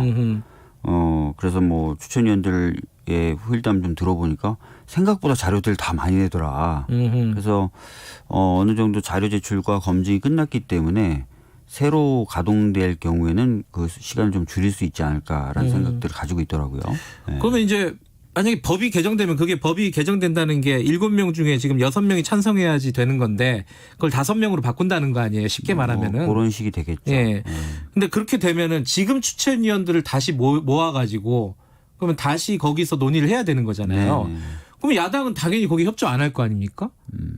추천위원 뭐 추천도 안 할 거고, 그죠? 이거 어떻게 되는 거예요? 그럼 또 안 되는 거 아니에요? 그런 방법으로 만약에 또 야당이 대응을 할 수도 있기 때문에 아마 그런 것까지 포함해서 법 개정 논의할 때는 좀 논의가 진행돼야 될 필요가 있습니다. 근데 이거는 이제 여당 입장에서 부담스러운 부분이 있잖아요. 분명히 약속이 있었고 야당의 비토권을 보장을 해주겠다. 물론 그 비토권의 수준이 어디까지인가 이거는 조금 생각이 다르겠지만은 애초에 그 비토권을 주장해서 야당이 싫어하면 안 되는 거다라고 처음 패스트트랙 올라갈 때도 얘기를 했던 건데 지금 말을 결과적으로는 뒤집는 게 돼버리는 거니까 정치적인 부담 같은 것들이 있고 이제 첫 번째가 그거 두 번째는 공수처가 공정하다는 게 여야가 다 합의해서 만든다는 게 이제 중요한 부분이었는데 야당 빼고 가는 거잖아요. 결국은 이 부분에 대한 부담 어떻게 보세요? 우선 이제 비토권 제도를 뒀을 때 저희들이 내세웠던 것은 이 비토권이 공정하고 독립적인 수사를 할 수 있는 처장을 뽑을 수 있는 장치다. 네. 근데 이것이 이제 악용이 돼서 아예 공수처 자체를 출범 못 시키는 또는 지연시키는 제도로 쓰인다. 그렇다면 이거는 아까 말씀드렸던 원래 비토권의 취지에서 벗어난 제도의 오용 남용이거든요. 네. 저희들이 이제 비토권 얘기를 했을 때도 야당에서도 뭐라고 심지어 얘기했냐면 아니, 우리들이 이 비토권을 그러면 출범을 못 시키게 하거나 이렇게 할 수도 없기 때문에 이 비토권 사실 무용하다라고 자기네들이 얘기를 했었거든요. 근데 이제 사실상 출범을 거의 이제 방해하거나 지연하는 목적으로 쓰고 있어요. 그래서 하여튼 그런 제도 오용과 남용의 경우에는 좀 바로잡을 필요가 있는 거고요. 두 번째로 그 여야가 이제 합의를 해야 공정하다라는 말씀도 일비가 맞긴 맞는데요. 야당의 지금 전제는 뭐냐면 주장의 전제는 뭐냐면 법원행정처 처장이라든지 또는 대한변협 회장이 여당 사람이라는 거예요. 그래서 안 된다고 계속 반대를 해왔던 거거든요. 근데 사실 법원행정처장한테 이야기하면 법원행정처장 대노할 겁니다. 내가 어떻게 여당 사람이냐 이렇게 할 거고 대한변협 회장 역시 펄쩍 뛰겠죠. 그러니까 사실은 전제 자체가 좀 잘못된 이야기입니다. 그래서 이런 부분까지 좀 감안을 해서 판단을 해야 될 것 같습니다. 뭐 지금 상황에서 뭐 야당이 뭔가 제스처를 취할 가능성은 없는 것 같고 이대로 흘러갈 예정이겠네요, 그죠? 법안 바꾸고 어쨌든 출범을 한다. 이게 지금 그 여당은 가장 큰 목적이죠. 지금 올해 안에 출범한다. 네. 한 가지만 좀 더 말씀드리면 전에도 제가 한번 말씀드린 적은 있었던 것 같은데 지금 상설특검법이란 법이 있어요. 예. 이 상설특검법도 특검 후보 추천위원회를 가동하게 되어 있습니다. 예. 구성이 어떻게 되어 있냐면 법원행정처 차장, 법무부 차관, 그다음에 대한변협 회장, 여당들, 야당들 이렇게 추천하게 되어 있습니다. 근데 여기엔 비토권이 없어요. 근데 이 추천위원회 구성에 관련된 법률이 불공정하다고 야당이 한 번도 얘기한 적이 없습니다. 그 전제는 당연히 법원행정처 차장이나 변협 회장이 야당 사람이나 여당 사람이 아니라고 인정하기 때문에 그런 거거든요. 그런데 자꾸 이제 마치 그렇지 않은 것처럼 주장하면서 여러 주장을 하는 것이기 때문에 그 부분 꼭 좀 참고해 주셨으면 좋겠습니다. 알겠습니다. 다음 주면 뭔가 야당의 움직임이 가시화되니까 그때 좀 더 보도록 하고요. 검찰 얘기 잠깐 더 해볼게요. 윤석열 검찰총장 감찰한다고 지금 법무부가 시도를 했는데 어제 뭐 대면 조사는 못했어요, 그죠? 근데 이게 좀 대검에서는 계속 그러고 있어요. 아니 뭘 조사한다는지 사전에 알려주지도 않고 이게 조금 이제 법적인 걸 떠나서 너무 쉬운 말로 좀 너무한 거 아니냐? 망신 주기, 모욕 주기, 찍어내기, 나가라는 거 아니냐? 이거 어떻게 보십니까, 이 부분은? 글쎄요, 뭐 검찰이 그동안 이제 수사를 하면서 뭐 소환 조사를 한다든지 뭐 기타 등등 여러 대면 조사를 할 때 했던 것과 과연 다른가? 검찰은 항상 지휘 고하를 막론하고 수사는 똑같이 해야 된다라고 주장을 해왔고 오히려 그렇지 않을 때 비판을 많이 받았죠. 그렇지 않습니까? 그리고 특히 이제 그런 점을 강조해왔던 게 윤석열 검찰총장이었습니다. 그런데 지금 갑자기 태도를 바꿔서 검찰총장인데 내가 이런 식으로 하면은 잘 모르겠네요. 저는 그런 생각도 들더라고요. 이게 감찰 그 총장을 감찰하는 게 물론 지휘 고하를 망라하고 누구나 똑같겠지만 그래도 총장이잖아요. 총장이면은 조금 더 정교하게 어떤 불협화음 없이 감찰이 진행될 수 있게끔 만들면서 뭔가 일을 했으면 좋겠는데 시끄러워지기만 하고 실제로 감찰을 못 하잖아요. 그럼 결국은 대검도 법무부도 감찰할 생각이 없는 거 아니냐. 그냥 정치적인 제스처 감찰하겠다. 이러면 너 안 받을 거지? 그러면 그걸 가지고 또 징계할 수 있을 거고. 이런 포석 아니냐. 이렇게 볼 수도 있는 거 아니에요? 밖에서 보기에는. 글쎄 뭐 감찰을 어떻게 해야 뭐 매끄러울 것이냐. 이 부분도 사실 완전히 열려있는 영역이고요. 그리고 아까 말씀대로 원칙대로라면 감찰의 지휘고하는 없죠. 네. 그러면은 원칙이 있고 좀 말씀하신 대로 뭔가 부드럽게 막 꾸며가지고 막 하는 방법이 있을 텐데 네.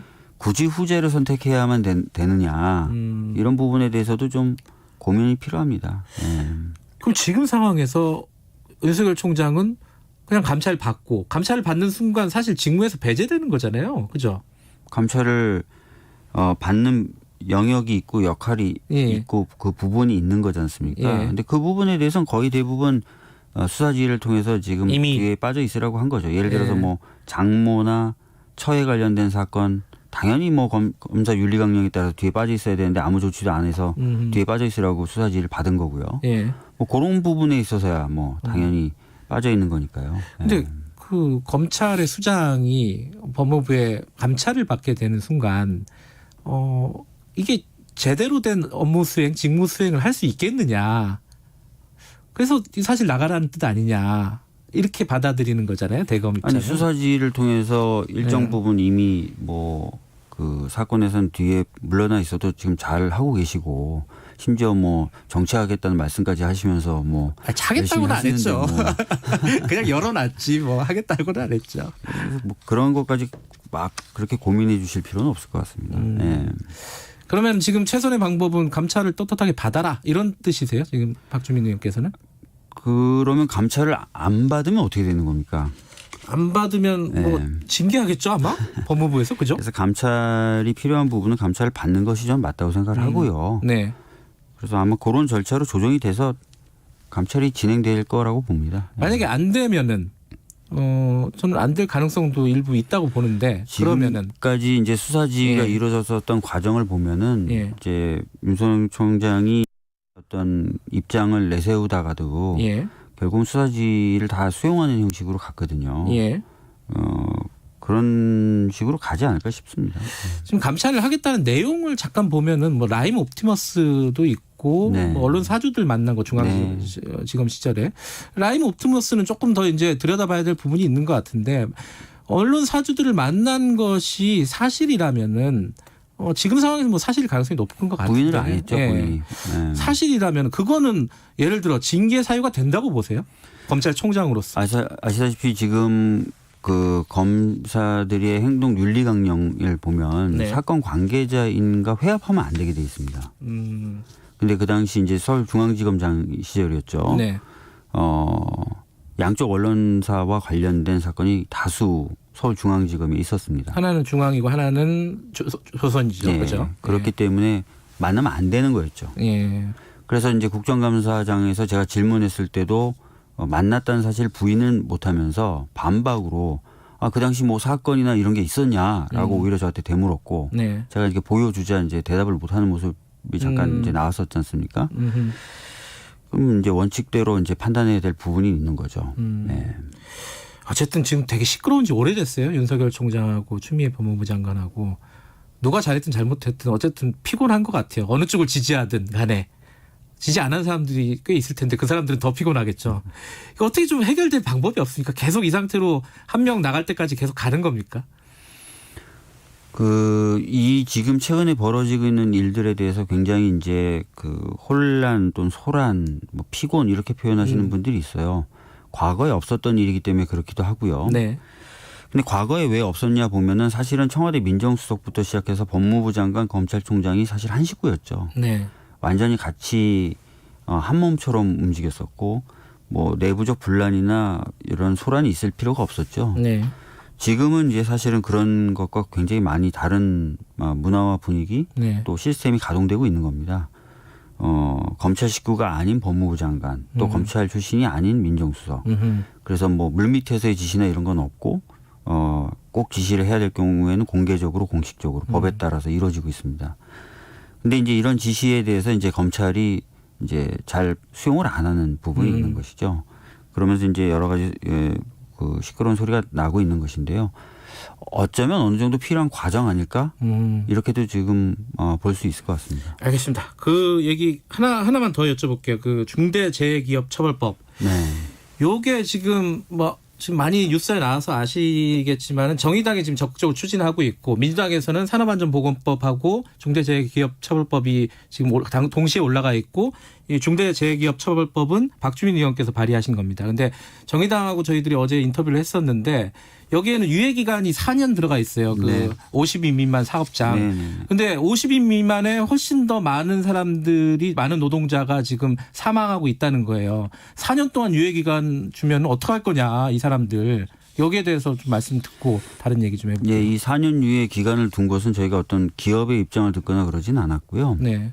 한국노총 쪽의 입장을 저희들이 받아들인 것이고 네.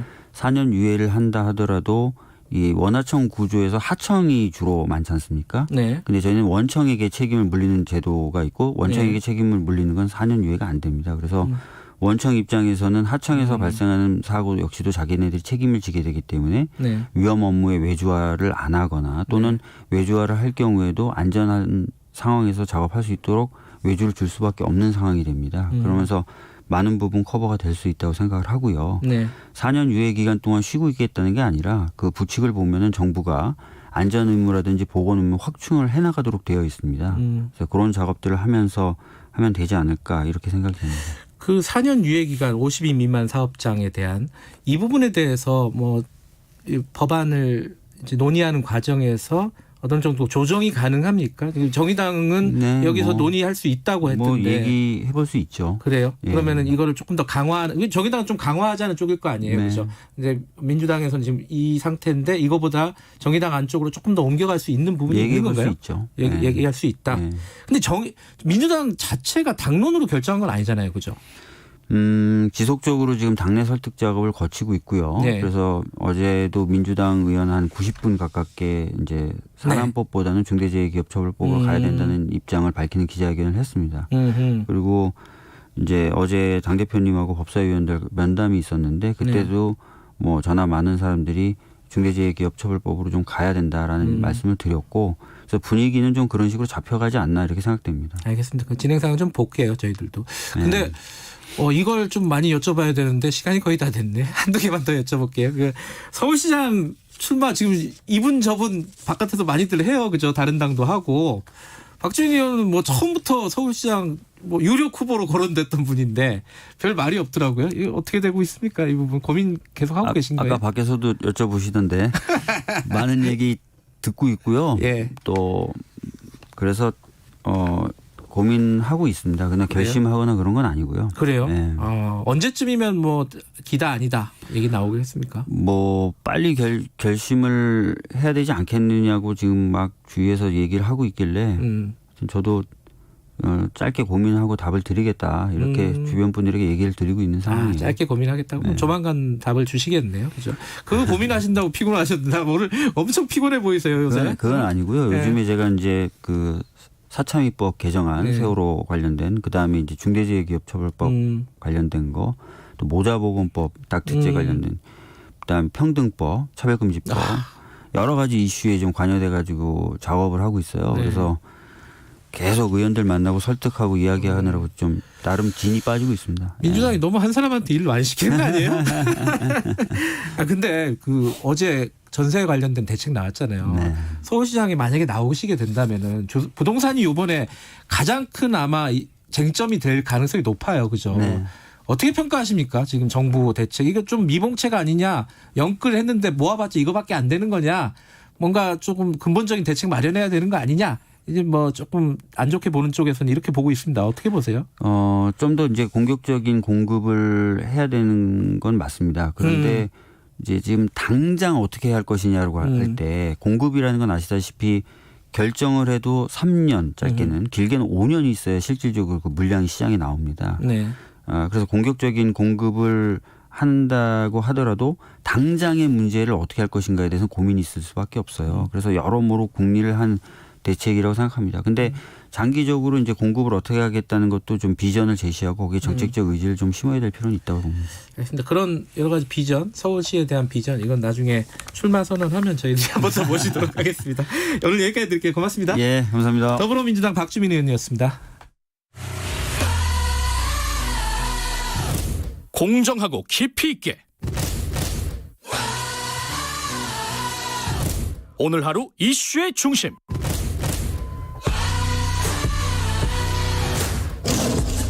김경래 최강 시사.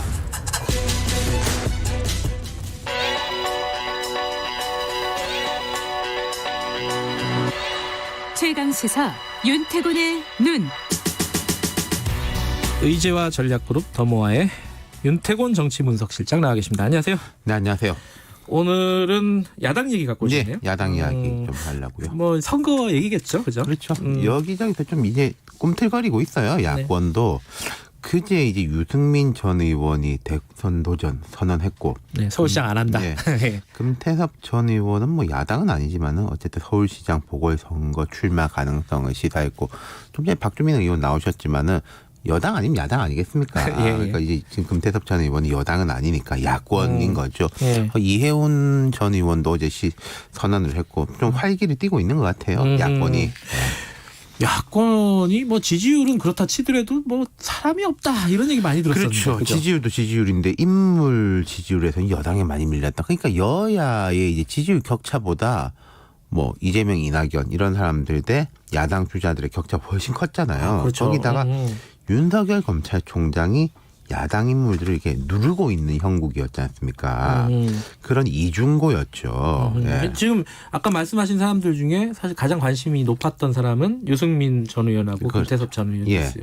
그러니까 이 두 사람이 야권 주류하고는 좀 거리가 있는 인물이잖아요. 물론 유 전 의원은 대구 출신의 정통 보수인사지만은 최근에 이제 몇 달간 별다른 활동이 없었고 지난 총선 때부터 그리고 지금 이제 근데 국민의힘 상황을 짚어보면은 뭐 이 사람들은 원래 우리 식구고 아니고 그게 큰 문제가 아닌 것 같아요. 그렇게 보이세요? 어떤 그렇죠. 이유로요? 두 가지 이유가 있는 게 짚어보면은 이미 지난 총선 때 황교안 대표 시절에도 친박 공천 배제가 많이 됐었어요, 사실은. 아, 공천 때 이미? TK 지역에서도 특히. 그리고 뭐 강경 보수, 강경 친박 이런 쪽들 뭐 공화당 등등 뭐 지금 이제 이름도 이제 새삼스럽지만은 여러 군소 정당들이 다 낙선이 됐죠. 그러니까 국민의힘이 지난 총선 공천을 거치면서 숫자도 줄었지만은 그런 좀 강성 인물들이 많이 빠졌다. 그리고 당내에서도 김종인 체제에 불만이 있는 사람들은 실제로 상당수입니다. 하지만 그게 뭐 친박으로 돌아가자. 뭐 강성 보수로 돌아가자. 그렇게 연결은 안 되거든요. 제일 상징적인 게 이런 거예요. 야권 지지층이 윤석열 검찰총장을 대선 주자로 지지한다. 이게 무슨 뜻이겠습니까?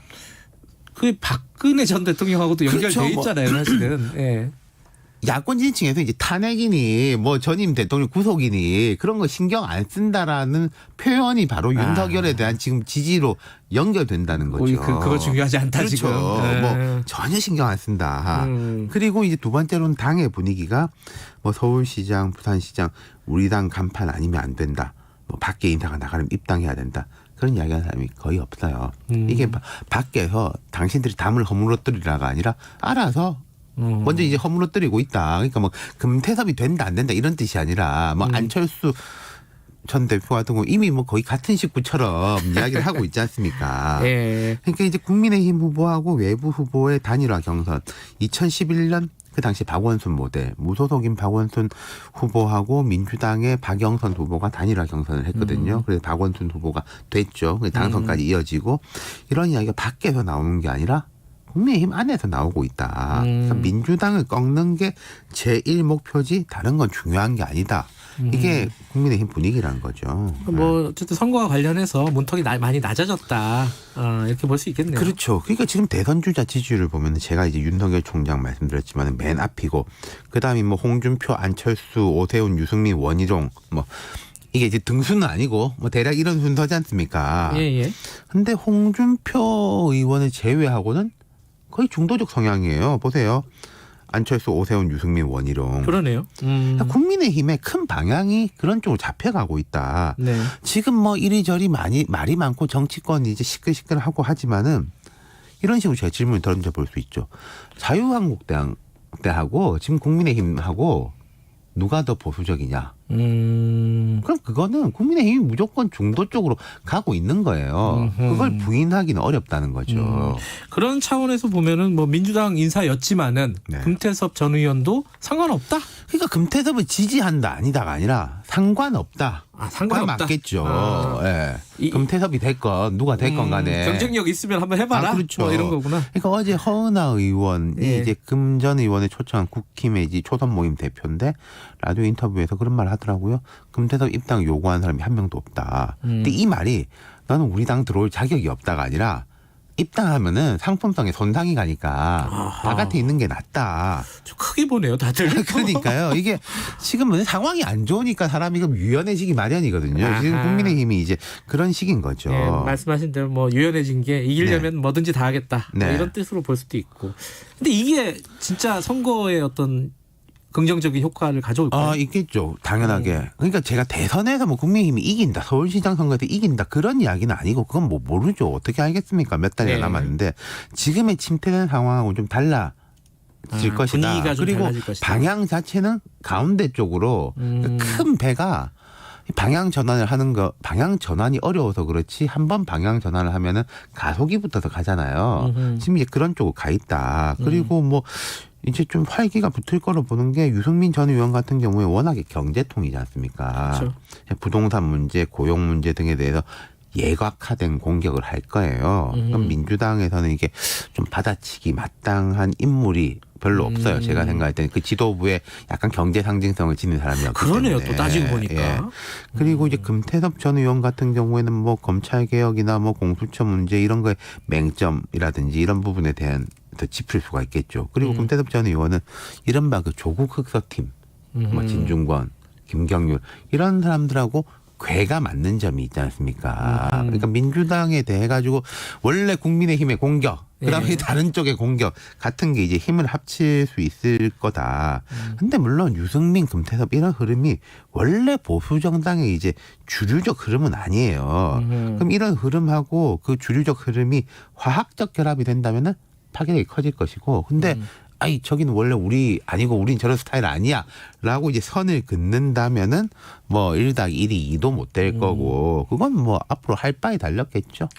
근데 금태섭 전 의원 같은 경우에는 그 어찌됐든 밖에 지금 있지만 국민의힘하고 어떻게 연대할 가능성이 있을까요? 좀 궤가 많이 다른데. 그러니까 궤가 다른데 아까 제가 말씀드렸지만 여당 아니면 야당이라고 하면은 같은 궤고 근데 뭐 보수냐 뭐 이런 식으로 하면은 다른 거고 그거를 이제 합쳐지는 흐름을 만들어낸다면은 그건 국민의힘도 그렇고 금태섭 의원도 그렇고 그럼 파괴력이 있는 거고 지금 이제 앵커가 이야기한 것처럼 그럼 원래 다르잖아라는 식으로 돼 있으면은 뭐 파괴력이 약할 거고요. 알겠습니다. 여기까지 드릴게요. 고맙습니다. 감사합니다. 윤태곤의 눈이었습니다. 2부 여기까지고요. 잠시 후 3부에서 뵙겠습니다.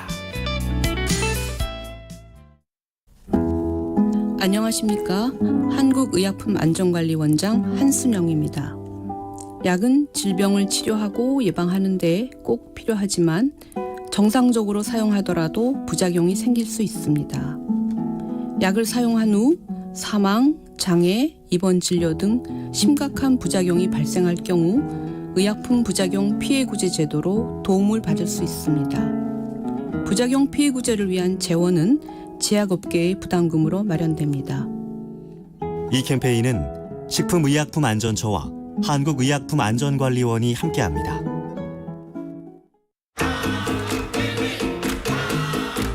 요즘 속 터지고 답답한 뉴스만 머리가 아프다. 아이고 지끈지끈해 그런 사람들 있지 않습니까? 그러면은 주진우 라이브 들으시면 저희가 정리 잘 해드릴 테니까 걱정 마시고요.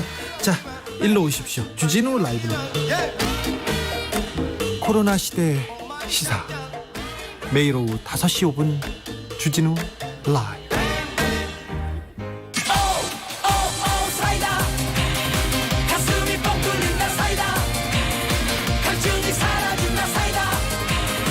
오태훈 시사본부 다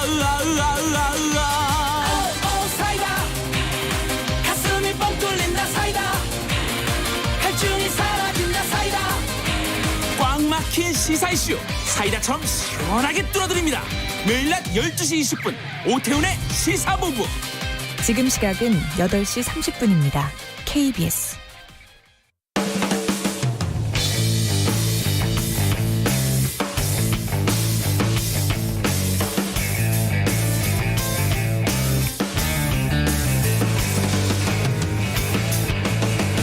김경래의 최강 시사.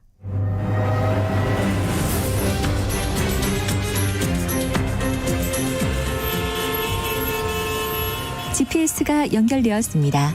김경래의 최강 시사. 여의도 신호등. 예, 한 주간에 화제가 됐던 전가인물을 집중 탐구해보는 시간입니다. 주간인물 토크쇼 여의도 신호등, 오늘도 두 분 모셨습니다. 현근택 변호사님 안녕하세요. 네, 안녕하세요. 현근택입니다. 김태현 변호사님 안녕하세요. 네, 안녕하세요. 예, 저번 주에 바쁘셔가지고 전화를 연결했더니 그런가요? 아닌가? 그렇구나. 맞아요. 네. 맞아요. 맞아요. 그렇죠. 네. 제가 그렇게까지 기억력이 나쁘진 않습니다. 맞습니다. 네. 여기 전화보다는 역시 이렇게 얼굴을 보고. 그럼요. 사람이 얼굴 보고 살아야죠. 지금 전화는 아닌 것 같아요. 그래서 감찰도 대면 조사를 하겠다는 거 아니겠습니까? 네? 핵심적인 얘기인데요. 대면 평가지는데 이거? 말씀하시길래 얼굴 보고 하는 게 좋다고. 오늘 뭐 출연을 거부해야 되는 것 같아요. 지금 보니까 딱 추미애 장관을 갖고 오셨어요. 오랜만에 사실은 매일 하고 매주 갖고 오실 분인데 이분은 오랜만에 갖고 오셨어요. 사랑합니다 장관님. 아이템 만들어 주셨어요. 어쨌든 무슨 불? 당연히 빨간불이죠. 빨간불. 근데 본인은 파란불을 생각하실 거예요. 왜? 출퇴근할 때 화환을 보니까 너무 좋거든. 화환 꽃바구니. 인스타그램인가? 거기에 올렸다고 그러더라고요. 왜 올렸을까요? 예? 왜 올렸을까요?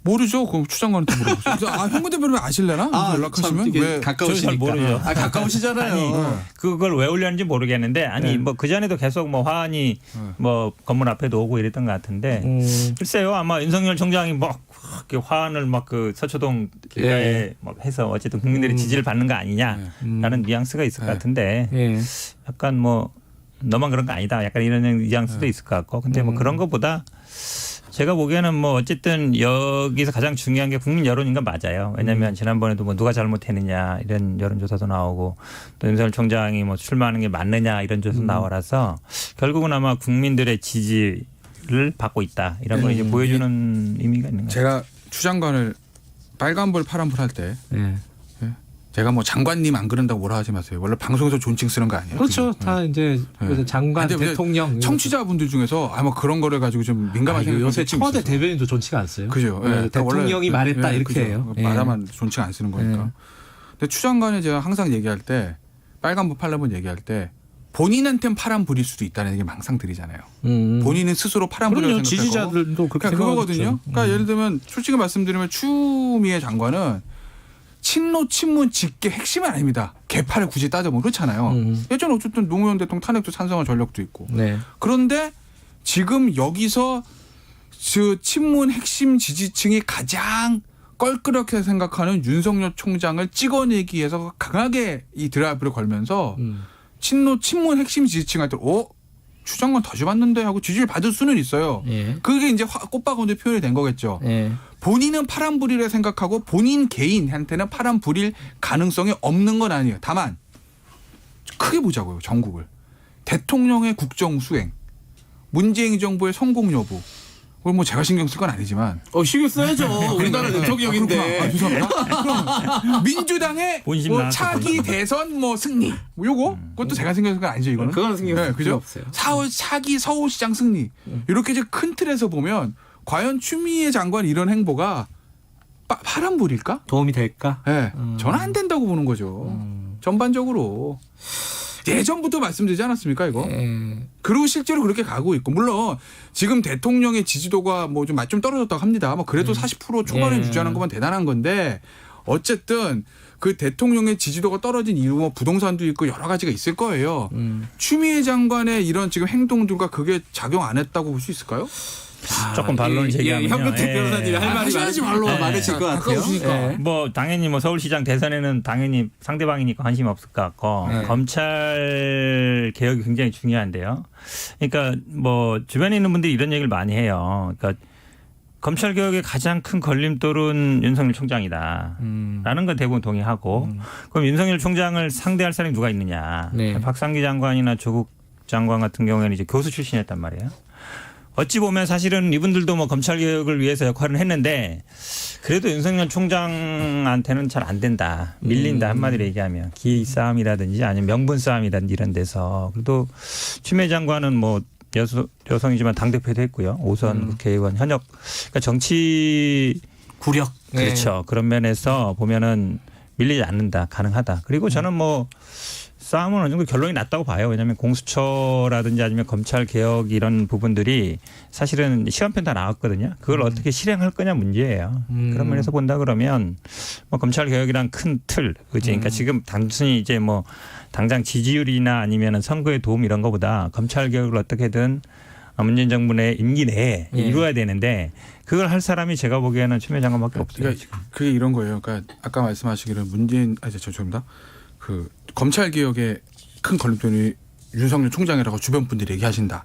민주당 지지층 그렇게 얘기할 수 있어요. 근데 저는 그 말에 동의하지 않거든요. 근데 100번 양보해서 그게 맞다고 전제를 하고 말씀드릴게요. 그러니까 윤석열 총장을 무력화시키고 하는 게 검찰 개혁의 본질로 제일 중요하다라고 그게 맞다고 전제라고 말씀드려도 일을 해나가는 방식에 있어서 추 장관은 너무 거칠다는 거예요. 거칠다? 너무 거칠고 무리수를 많이 둔다. 그러니 그게 예를 들어서 그래 검찰 개혁 중요하지. 그리고 검찰 개혁은 윤석열 총장이 좀 수사를 너무 무리하게 하는 건 있어. 그건 안 되는 것 같아라고 보시는 중도층 유권자들도 그걸 처리하는 추 장관의 방식을 보면 근데 그걸 저렇게 해야 돼?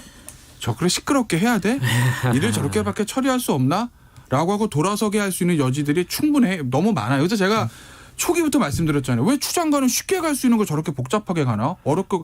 복잡하다기보다 거칠게 가나? 저게 과연 정말 민주당의 성공? 문재인 정부의 성공을 위해서 하는 건가? 본인의 개인의 정치적인 야심 때문에 그런 거 아니야? 라고 제가 자꾸 의구심 가지는 눈으로 보고 계속 말씀드렸던 게 그런 부분이거든요. 한번 보시자고요. 결국 이게 도움이 되는 건지. 그러니까 저도 그 말을 한마디 할게요. 사실은 지금 감찰에서도 뭐 세 가지 나왔지만 사유를 뭐 감찰 사유를 미리 안 날려줬다 그러는데 그거는 이제 말이 안 되는 얘기고 전 국민이 다 알고 있고 나도 알고 있고 언론에 다 나오는 얘기죠. 그러니까 그런 건 이제 얘기 들어봐요. 그 얘기 조금 이따 할게요. 감찰 명분 싸움인데 사실은 이제 제일 중요한 거는 언론사 문제예요. 왜 그 당시에 그 언론사가 굉장히 수사 중인 사안이었고 중앙지검장이 그렇죠. 그러니까 그 언론이 굉장히 반발해요. 왜냐하면 그거 관련된 내용이거든요. 근데 그 당시에 윤석열 총장이 나와가지고 그건 뭐 상대방이 있는 거라 제가 말 못합니다. 이랬단 말이에요. 아까 박주민 의원이 물어봤을 때. 그런데 사실은 그거에 대해서는 크게 문제 제기 안 해요. 예를 들어 다른 사람이 그랬으면 말이 되냐. 지금 그 회사 관련된 사건이 5-6개 회사에 지금 걸려 있고 만약에요. 어떤 수사 중에 걸려 있으면 그 지검장이 아니라 담당 수사관만 전화해도 그 사장이 풀려 나옵니다. 어떻게 될지 모르잖아요. 당장 이걸로 뭐 회사가 망할 수도 있는 내용이니까. 근데 지검장이 그 사주를 만났는데 만났다는 게 어느 정도 이제 나왔는데 네, 상대방이 있어서 말을 못 하겠다. 이번 감찰에도 뭐 옵티머스도 있고 라임도 있지만 그게 중요한 내용이에요. 근데 그런 거를 미리 사유를 안 날려줘서 잘 모르니까 내가 그리고 이게 징계 사유가 되는지 뭐 비위가 되는지 모르겠다. 말이 안 되잖아요. 검사장이 알겠습니다. 그 담당 관련된 사건을 갖고 있는 사주를 불러서 만났는데 그거를 감찰 사유가 안 된다고 하면 어떤 걸 감찰해야 돼요? 잠깐만 제가 하나 궁금해서 그런데 방금 김태현 변호사님이 그 얘기했잖아요.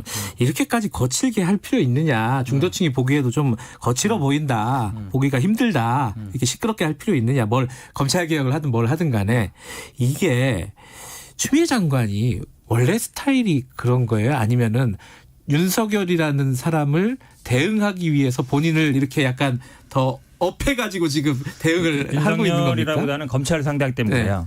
예를 들어 지금 얘기처럼 조용히 그럼 감찰하겠습니다. 만약에 부장검사가 가가지고 서류 내밀면서 평검사가 아니라 부장검사가 가가지고 감찰하겠습니다. 협조해 주세요. 알았어. 감찰 받을게. 그러겠어요?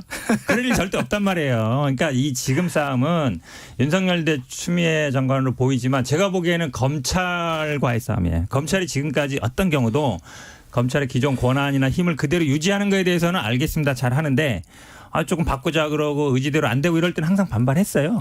그거에 대한 표현이에요. 그러니까 상대방이 예를 들어 당연히 검찰 개혁하자는데 좋습니다. 우리가 순순히 받아들이고 잘 우리가 힘을 스스로 빼겠습니다. 할 사람이 없잖아요. 그런 어떤 상대적인 게 분명히 있다고. 김태현 변호사님 할 말이 있는 것 같아요. 아니 지금 검찰 개혁 얘기하는 주제가 바뀌어버린 거 같아요. 아니에요. 감찰 얘기예요. 감찰. 중요한 건 이런 생각을 해봤어요. 역사의 가정은 없는데 윤석열 총장과 한동훈 검사장이 윤한 라인이 조국 전 장관 수사를 그냥 좀 하다 말았다면 울산 선거 개입 사건 수사 안 했다면 네? 그다음에 이번 월성 원전도 안 했다면 그리고 그냥 적폐 수사만 됐다 많이 하고 한 2년 그냥 편하게 있으려고 했다면 지금처럼 검찰개혁 윤석열 찍어내 했을까? 추 장관이? 저는 안 했을 거라고 봅니다. 그러니까 정권에 해가 되는 수사를 했기 때문에 지금 보복하고 있다 이런 거예요? 물론 가정은 없기 때문에 뭐 이거 답이 나오는 건 아닌데 저는 그렇게 본다는 왜 항상 드리는 말씀이지만 검찰 개혁하면서 검찰을 검찰권을 남용한다. 수사 방식이 거칠어. 피의사실 유포를 해. 너무 별건 수사 많이 해. 그거 비판하잖아요. 윤석열 한동훈은 항상 그래왔어요. 솔직히 말씀드리면. 그렇겠죠. 적폐 수사할 때도 그랬잖아요. 근데 그때는 정의의 사도라면서요. 그죠? 근데 그 똑같은 방식을 가지고 수사 대상만 바뀌었어요. 수사 방식은 똑같았어. 그때나 지금이나. 대상만. 근데 그걸 가지고 수사 대상이 바뀌니까 검찰권을 남용하고 검찰 개혁이 검찰이 칼춤을 춘다. 칼춤을 예전에 안 췄나 그렇게 따지면? 알겠습니다. 저는 지적하는 거죠. 얘기가 점점 산으로 가가지고 그러니까. 좀 산은 높이 올라갔는데 다시 끌고 내려와서 감찰 이거 어떻게 될 것 같아? 지금 감찰이 계속 이렇게 펜딩 상황으로 가다가 그냥 소송 붙고 흐지부지 되는 거냐 아니면 진짜 감찰해갖고 징계 때리고 이렇게 갈 거냐 예측을 하신다면 우리가 우스갯소리를 한번 하면요. 예전에서 막 돈을 받으려는 이제 채권자가 있으면 빚쟁이가 보통 채무자가 어떻게 하냐면 내용 증명을 보내도 잘 안 받고 그렇죠. 그다음에 소장도 잘 접수를 거부하고 그러면 이유는 하나죠. 나는 돈 빌린 적 없다. 빚이 없다. 이런 얘기잖아요. 지금 보면은 서류를 들고 갔느니 갖고 왔느니 보내느니 마느니 이거는 다 이제 명분 쌓기고 어찌 보면 사유가 되느냐 안 되느니 그럼 사유는 전 국민이 다 아는 거고 그다음에 누가 급이 되느냐 안 되느냐 이런 것도 좀 이유는 아니고 일단은 감찰을 받을 거냐 말 거냐 핵심인데 지금 얘기처럼 서면이냐 대면이냐도 사실은 그렇게 중요한 문제는 아니에요. 하지만 이제 이런 문제 예를 들어서 서류로 가능한 거는 예를 들어서 수사를 어떻게 했다 이런 건 서류로 가능한데 지금 내가 보기에 언론사주 문제는 일단 국회에서 얘기한 얘기가 있기 때문에 상대방이 있어서 말 못한다. 그러면 상대방이 없으면 말할 수 있나?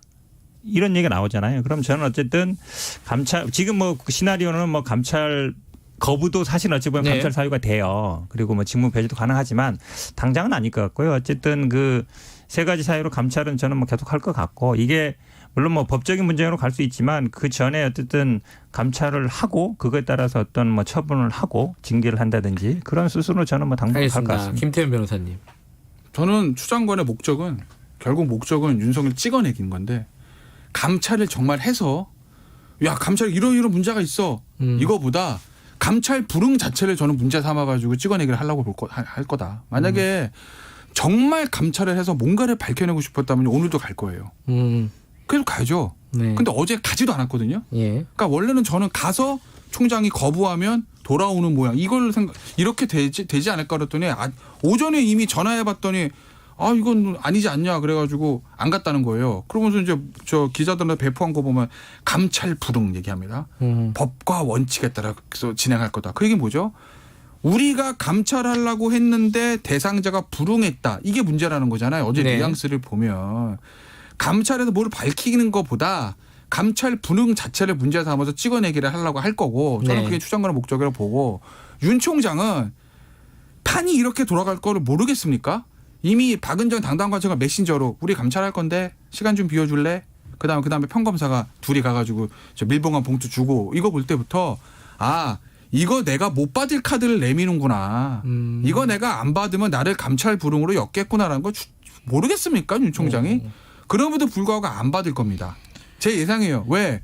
윤 총장의 입장은 제 예상은 칠려면 제목을 대통령이 직접 치십시오. 왜? 국정감사 얘기하기를 나는 임기 지킬 건데요. 대통령께서도 메신저를 보내서 임기 지키라고 하셨는데요. 그리고 제가 끝나고 퇴임하고 나서 정치하는 거요? 그건 말 못 하겠는데요. 요거잖아요. 요약하면. 그 얘기는 뭐예요? 나는 내 자리 지킬 거니까 대통령이 약속하셨으니 임기 보장해 주시고 그게 싫으시면 제목을 직접 치시죠. 근데 그러고 나면 저희 정치적 위상은 올라갈 겁니다. 이게 저는 윤석열 총장의 속내라고 봐서 칠 때 치더라도 그냥 버틸 거예요. 정말 그렇다라면 저는 오히려 그게 더 너무 정치적이고 위험하다고 보는데요. 아마 저는 뭐 한두 번 더 시도는 있을 거라고 봐요. 우리가 뭐 공시송달을 하거나 아니면 뭐 체포영장 발부할 때도 보면 보통 한 번에 끝나지는 않거든요. 두세 번 정도는 해야 거부, 상대방이 명확한 의사를 들었다고 보는데 저도 뭐 감찰 거부 자체가 감찰 사유나 징계 사유는 갈 것으로 보고요. 결국은 뭐 총장을 징계할 수 있는 건 법무부 장관한테 있습니다. 아마 그런 수순으로 가지 않을까 봅니다. 결국 뭐 두 분 얘기를 들어보면 당분간은 계속 시끄러울 것 같다. 결론은 그거네요. 뭐 결론이 어디까지 갈지는 모르겠지만은 자, 뭐 어쨌든 빨간불이라고 했고 그건 뭐 본인 마음이니까 그렇죠. 내 마음이죠. 그렇죠. 자, 현근택 변호사님은 금태섭 의원을 들고 오셨는데. 이것도 이제 빨간불이냐 파란불이냐 약간 논란이 있을 것 같은데 뭐 어떤 밖에서는 뭐 언론이나 이런 데서는 굉장히 빨간불로 아니 파란불로 보실 것 같은데요. 네. 제가 보기에는 뭐 정치적인 수순이라든지 아니면 정치적인 생명력 이게 저는 아마 안철수 대표랑 비슷하게 가는 게 아닌가라고 봐요. 그래요? 아니, 왜냐하면 금태섭 전 의원이 안철수 대표급은 아니잖아요. 그렇죠. 안철수 대표는 그래도 지지율 50% 넘었던 사람이고 그래도 뭐 한 제3정당 청당까지 했었고 이런 사람인데 어쨌든 두 분의 성향은 제가 보기에 비슷한 것 같아요. 리틀 안철수는 안 되는 것 같고 한 뭐 거의 한 10분의 1이 될지 모르겠는데 그렇다 본다 그러면 정치적인 미래가 있을까요? 제가 보기에는 미래 없을 것 같아요. 서울시장에 나올 것 같아요? 아니 나오곤 싶죠. 지금 나오고 싶다. 싶으니까 당연히 국민의당 그 뭐 의원 모임도 가서 얘기했는데 그렇다고 해서 국민의당에 들어가기 어렵잖아요. 국민의힘. 예. 파워. 아, 죄송합니다. 예. 국민의힘. 그래서 사람들이 그러더라고. 국민의힘당이라고. 국민의힘당이든 할지 모르겠는데 어쨌든 들어가기도 그렇고 안 들어가기도 그렇고 그렇다고 해서 안철수 대표를 제낄 만한 정도는 아니고 그러면은 어쨌든 안철수 대표도 지금 포지션이 들어가진 않고 밖에서 어떻게 옹립해져서 이렇게 먹기를 옹립해주기 바라는 스타일인데 안철수 대표도 안 되는 일을 금태섭 전 의원이 할 수 있겠어요? 제가 보기에는 너무 꿈이 야무지신 것 같아요. 어떻게 생각하세요? 금태섭 전 의원 최근의 행보에 대해서. 빨간불까지는 모르겠으나 파란불은 아닌 것 같아요. 그래요? 네. 저 파란불은 진짜 알았구나. 그러니까 전 정파적인 사람이 아닙니다. 저는 공명정대. 그럴 리가 있어요? 정파적인 것 같은데. 국민의힘 쪽 대변하는 것 같은데. 아니 왜 거죠. 약간 파란불이 아니라고 생각하시는 거예요? 서울시장 후보가 과연 될 수 있을까라는 것도 있고 이런 거 그러니까 우리가 이제 중도가 중요하잖아요, 사실은. 그러니까 중도 유권자들을 사로잡을 수 있는 예를 들어서 너무 우리가 민주당 입장에서 너무 민주당스럽지 않은 사람, 국민의 입장에서는 너무 국민의힘스럽지 않은 사람이 큰 선거에서 유리한 건 맞아요. 네. 다만 그럴 때는 뭔가 무당파적인 성격이 좀 있어야 되거든요. 예전에 막 박원순 소장 당적 가졌던 사람은 아닙니다. 실제로 굉장히 진보적인 사람이었지만 지금도 예를 들어서 국민의힘에서 생각하는 뭐 김동연 경제부총리 얘기 나오고 당파적인 사람은 아니잖아요. 가운데 있는 사람이지. 예전에 안철수 전 대표 당시 그랬어요. 안철수 의장이었지 당원이 아니었단 말이에요. 근데 어쨌든 금태섭 의원은 기본 본인의 성향이 어떻든지 간에 민주당 당적을 가지고 거기서 국회의원을 하고 얼마 전까지도 그 의원 배지를 달았던 사람이에요. 그 사람이 나와서 야당과 같이 스크럼을 짠다. 야당과 같이 이제 스크럼에서 반문연대 빅텐트든 뭐든 해서 원오브 댐으로 같이 쭉 서가지고 자 우리가 서울시장 후보로 예를 들어서 뭐 유승민 의원 또는 뭐 김동연 경제부총리를 하는데 제가 힘을 보태겠습니다. 쫙 원오브 댐으로. 이건 좋으나 내가 야권 단일 후보로 원탑으로 서겠습니다라고 섰을 때 과연 우리가 이제 생각하는 기존의 국민의힘 지지자의 모든 표, 준독층 표 합쳐야 승리잖아요. 그게 고스란히 모여질까? 저는 쉽지 않을 거라고 봅니다. 약간 동감해요.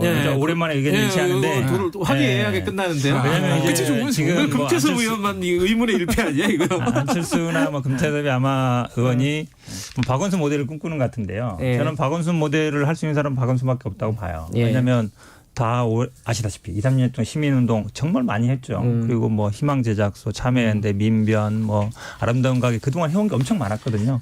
그분들이 다 지금 힘이 됐던 거예요. 안철수, 금태섭이 과연 그런 일을 해왔나. 저는 뭐 전혀 박원순의 진짜 발밑에도 못 간다고 봐요. 그 모델로 해서 저는 아마 성공할 가능성은 거의 없다라고. 알겠습니다. 왜냐하면 지금 빨리 끝내고 야구 얘기해야 돼. 야구. 저 야구 얘기 할 수 있는데. 앉아 계실래요? 두산 베어스 팬이에요. 여의도 신호등 여기까지 하겠습니다. 김태현 변호사님, 현근택 변호사님 감사합니다. 네, 고맙습니다. 지금 시각은 8시 49분입니다. 김경래 최강 시사는 짧은 문자 50원, 긴 문자 100원인 문자번호 샵 9730 무료인 어플 콩으로 참여하실 수 있습니다. 유튜브 라이브로도 함께합니다.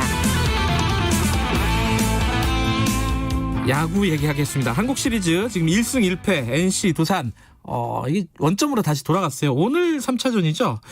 자, 봉중근 KBS N스포츠 해설위원 연결하겠습니다. 의원님 안녕하세요.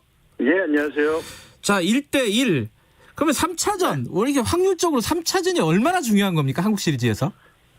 정말 중요한데요. 제가 다 분석을 좀 했어요. 예. 자, 7전 5선승제 한국 시리즈에서는요. 지금까지 초반 2연전을 1승 1패로 양분한 사례는 모두 15차례였습니다. 네. 그러니까 이제 그중 3차전에서 승리한 14개 팀의 우승을 했어요. 14개 팀이. 예. 그러니까 이 확률은 무려 이제 93.3%가 되거든요. 예. 그러니까 그렇기 때문에 3차전 분명히 오늘 이제 기선제압이 이번 시리즈의 분수령이 될 것 같습니다. 자, 지금 원래 두 팀의 어떤 전력이라든가 전적이라든가 이런 거 보면 어느 쪽이 유리하죠?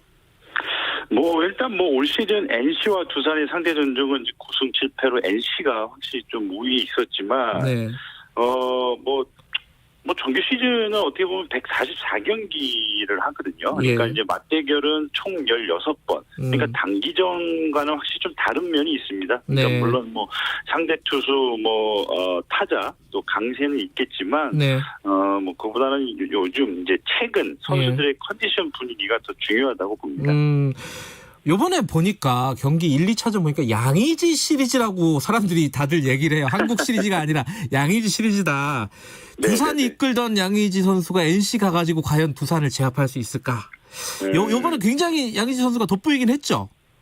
그렇습니다. 그러니까 양의지 선수는 이제 2015년부터 18년까지 이제 4년 연속 이제 한국 시리즈 진출에 이제 초석을 다진 양의지 선수였고요. 그러니까 1, 2차전의 모습을 보면 확실히 이제 김태형 감독의 이제 용병술이라든지 또 팀의 전술을 어떻게 보면 양의지 선수가 완전히 좀 깨고 있다 이런 느낌이었고요. 또 1차전의 역할은 이제 확실히 양의지 포수의 이제 투수 리드 또 수비가 상당히 좋았고요. 또 2차전에서는 이제 4타수 4안타, 2루타 2개를 또 때려냈거든요. 그러니까 확실히 이제 양의지 선수가 그 누구보다 두산 타자들의 성향을 또 잘 알고 있고, 또 확실히 또 공배합을 또 확실히 약점을 파고드는 리드를 확실히 잘 알고 있기 때문에, 그렇기 때문에 양의지 선수의 이 한국 시리즈다 이런 얘기도 과언이 아닌 것 같아요. 1, 2차전 보니까 그런 평가를 많이 하더라고요. 수준이 굉장히 높다. 수비나 이런 것들 호수비 많이 나오고요, 그죠? 네네네네. 자, 이 남은 경기 특히 오늘 3차전 어떤 게 포인트일 것 같습니까? 글쎄요, 1, 2차전을 보시면 아시겠지만 이 병살타가 상당히 많이 나왔어요. 그러니까요. 근데 이제 병살타가 많이 나온 이유는 분명 양 팀의 두 포수의 리드가 확실히 좋다라는 걸 알고 있기에 도루를 시도를 못했거든요. 그러니까 도루를 하게 되면 분명히 1루에 있다면 도루를 성공하면 2루에서 시작을 하게 되면 병살타 확실히 확률도 적고요. 그러니까 이런 부분이 확실히 이제 두 포수의 리드가 상당히 좋다 이런 이제 분석이 나오고 있고요.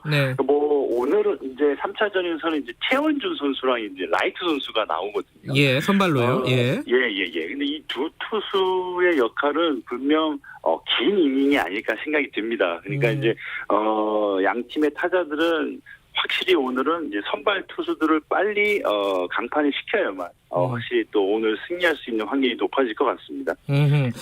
자, 양 팀의 약점 하나씩 뽑아주시죠. 약점이요. 네. 말하기 곤란하신가요? 아니요, 확실히 약점이라기보다 확실히 올해 한국 시즌은 확실히 이 경기 내용들이 수준이 높아요. 예. 그래서 약점을 뭘 뽑을까 계속 고민을 했었는데, 예. 뭐 확실히 오늘에 대한 이 선발 투수인 것 같아요. 네, 그러니까 최원준 선수도 물론 정규 시즌 때 잘했고, 예. 또 라이트 선수도 잘했지만, 어쨌든 1, 2 선발들보다는 확실히 3차전, 4차전에 나오는 선발 투수들이 확실히 조금, 약한 모습이 있거든요. 예. 예, 그래서 굳이 약한 그런 약점을 뽑자 하면 예. 양팀 타자들이 오늘 라이트 선수와 최원준 선수의 이 공략법을 빨리 파악을 해서 5이닝 이전에 강판을 시켜야 되지 않을까. 네. 네. 또 다른 의미의 투수전이네요, 이거는. 네, 그럴 것 같습니다. 자, 지금 진짜 중요한 시간입니다. 자, 이제 예상을 좀 해주셔야 되는데, 자, 오늘 경기는 어떻게 될 것 같습니까? 오늘 경기요. 잘하셔야 됩니다, 이거. 예. 글쎄요. 지금까지 포스트 시즌 상대 전적은 두산이 상당히 우위 있거든요. 하지만 이제 그때 당시에 NC 분위기와 네. 지금의 NC 분위기는 완전 다른 분위기를 갖고 있기 때문에 네. 1차전은 NC, 2차전 두산에서 승리를 가져가면서 1승 1패인데 네. 계속 제가 말을 돌리고 있는 이유는 말을 어떻게 누가 이길지 모르겠어요. 이러다가 방송 끝납니다. 하지만 분위기로서는 일단 두산의 분위기가 확실히 좀 더 지금은 좋은 것 같습니다. 2차전 이겼으니까. 네네네. 그래서 결국 우승은 확률적으로는 오늘 3차전에 이긴 팀이 확실히 우승을 할 수 있을 것 같고요. 굳이 얘기하자면 두산이 조금 분위기가 더 좋지 않을까 생각이 듭니다. 오늘 분위기가 좋으면 전체적으로 한국 시리즈 우승할 확률이 두산이 더 높다 이렇게 생각하시는 거네요? 네, 그렇게 볼 수 있습니다. 그래요? 이거 큰일 났네. 이게 NC 팬들이 엄청나게 지금 항의할 것 같은데요. 그러니까 NC도 완전히 달라졌어요. 그러니까 이제 2차전에서 잠깐 이야기하자면 2차전에 보면 완전히 분위기가 두산 쪽으로 넘어갔는데도 불구하고 네. 9회에 정말 역전을 시킬 수 있는 분위기를 만들어 놓고 지금 패를 했거든요. 예. 그것 또한 NC를 칭찬 안 할 수가 없고요. 알겠습니다. 그러니까 그런 모습들이 제가 오늘 해설을 하거든요. 그래서 말을 잘해야 되기 때문에. 알겠습니다. 오늘 봉준근 KBS N 해설위원과 함께 경기 언택트로 많이 봐야 될 것 같아요. 전체 관중의 30%밖에 못 들어가니까요. 그죠? 맞아요. 오늘 경기 잘 보겠습니다. 고맙습니다. 네, 감사합니다. 세상이 복잡하게 돌아가도 야구도 하고 즐거운 일도 있기 마련입니다. 저는 예전에 오비베어스 팬이었는데 두산 베어스 팬은 아닙니다. 자, 여기까지 하겠습니다. 자, 주말 잘 보내시고요. 월요일 아침 7시 20분에 다시 돌아옵니다.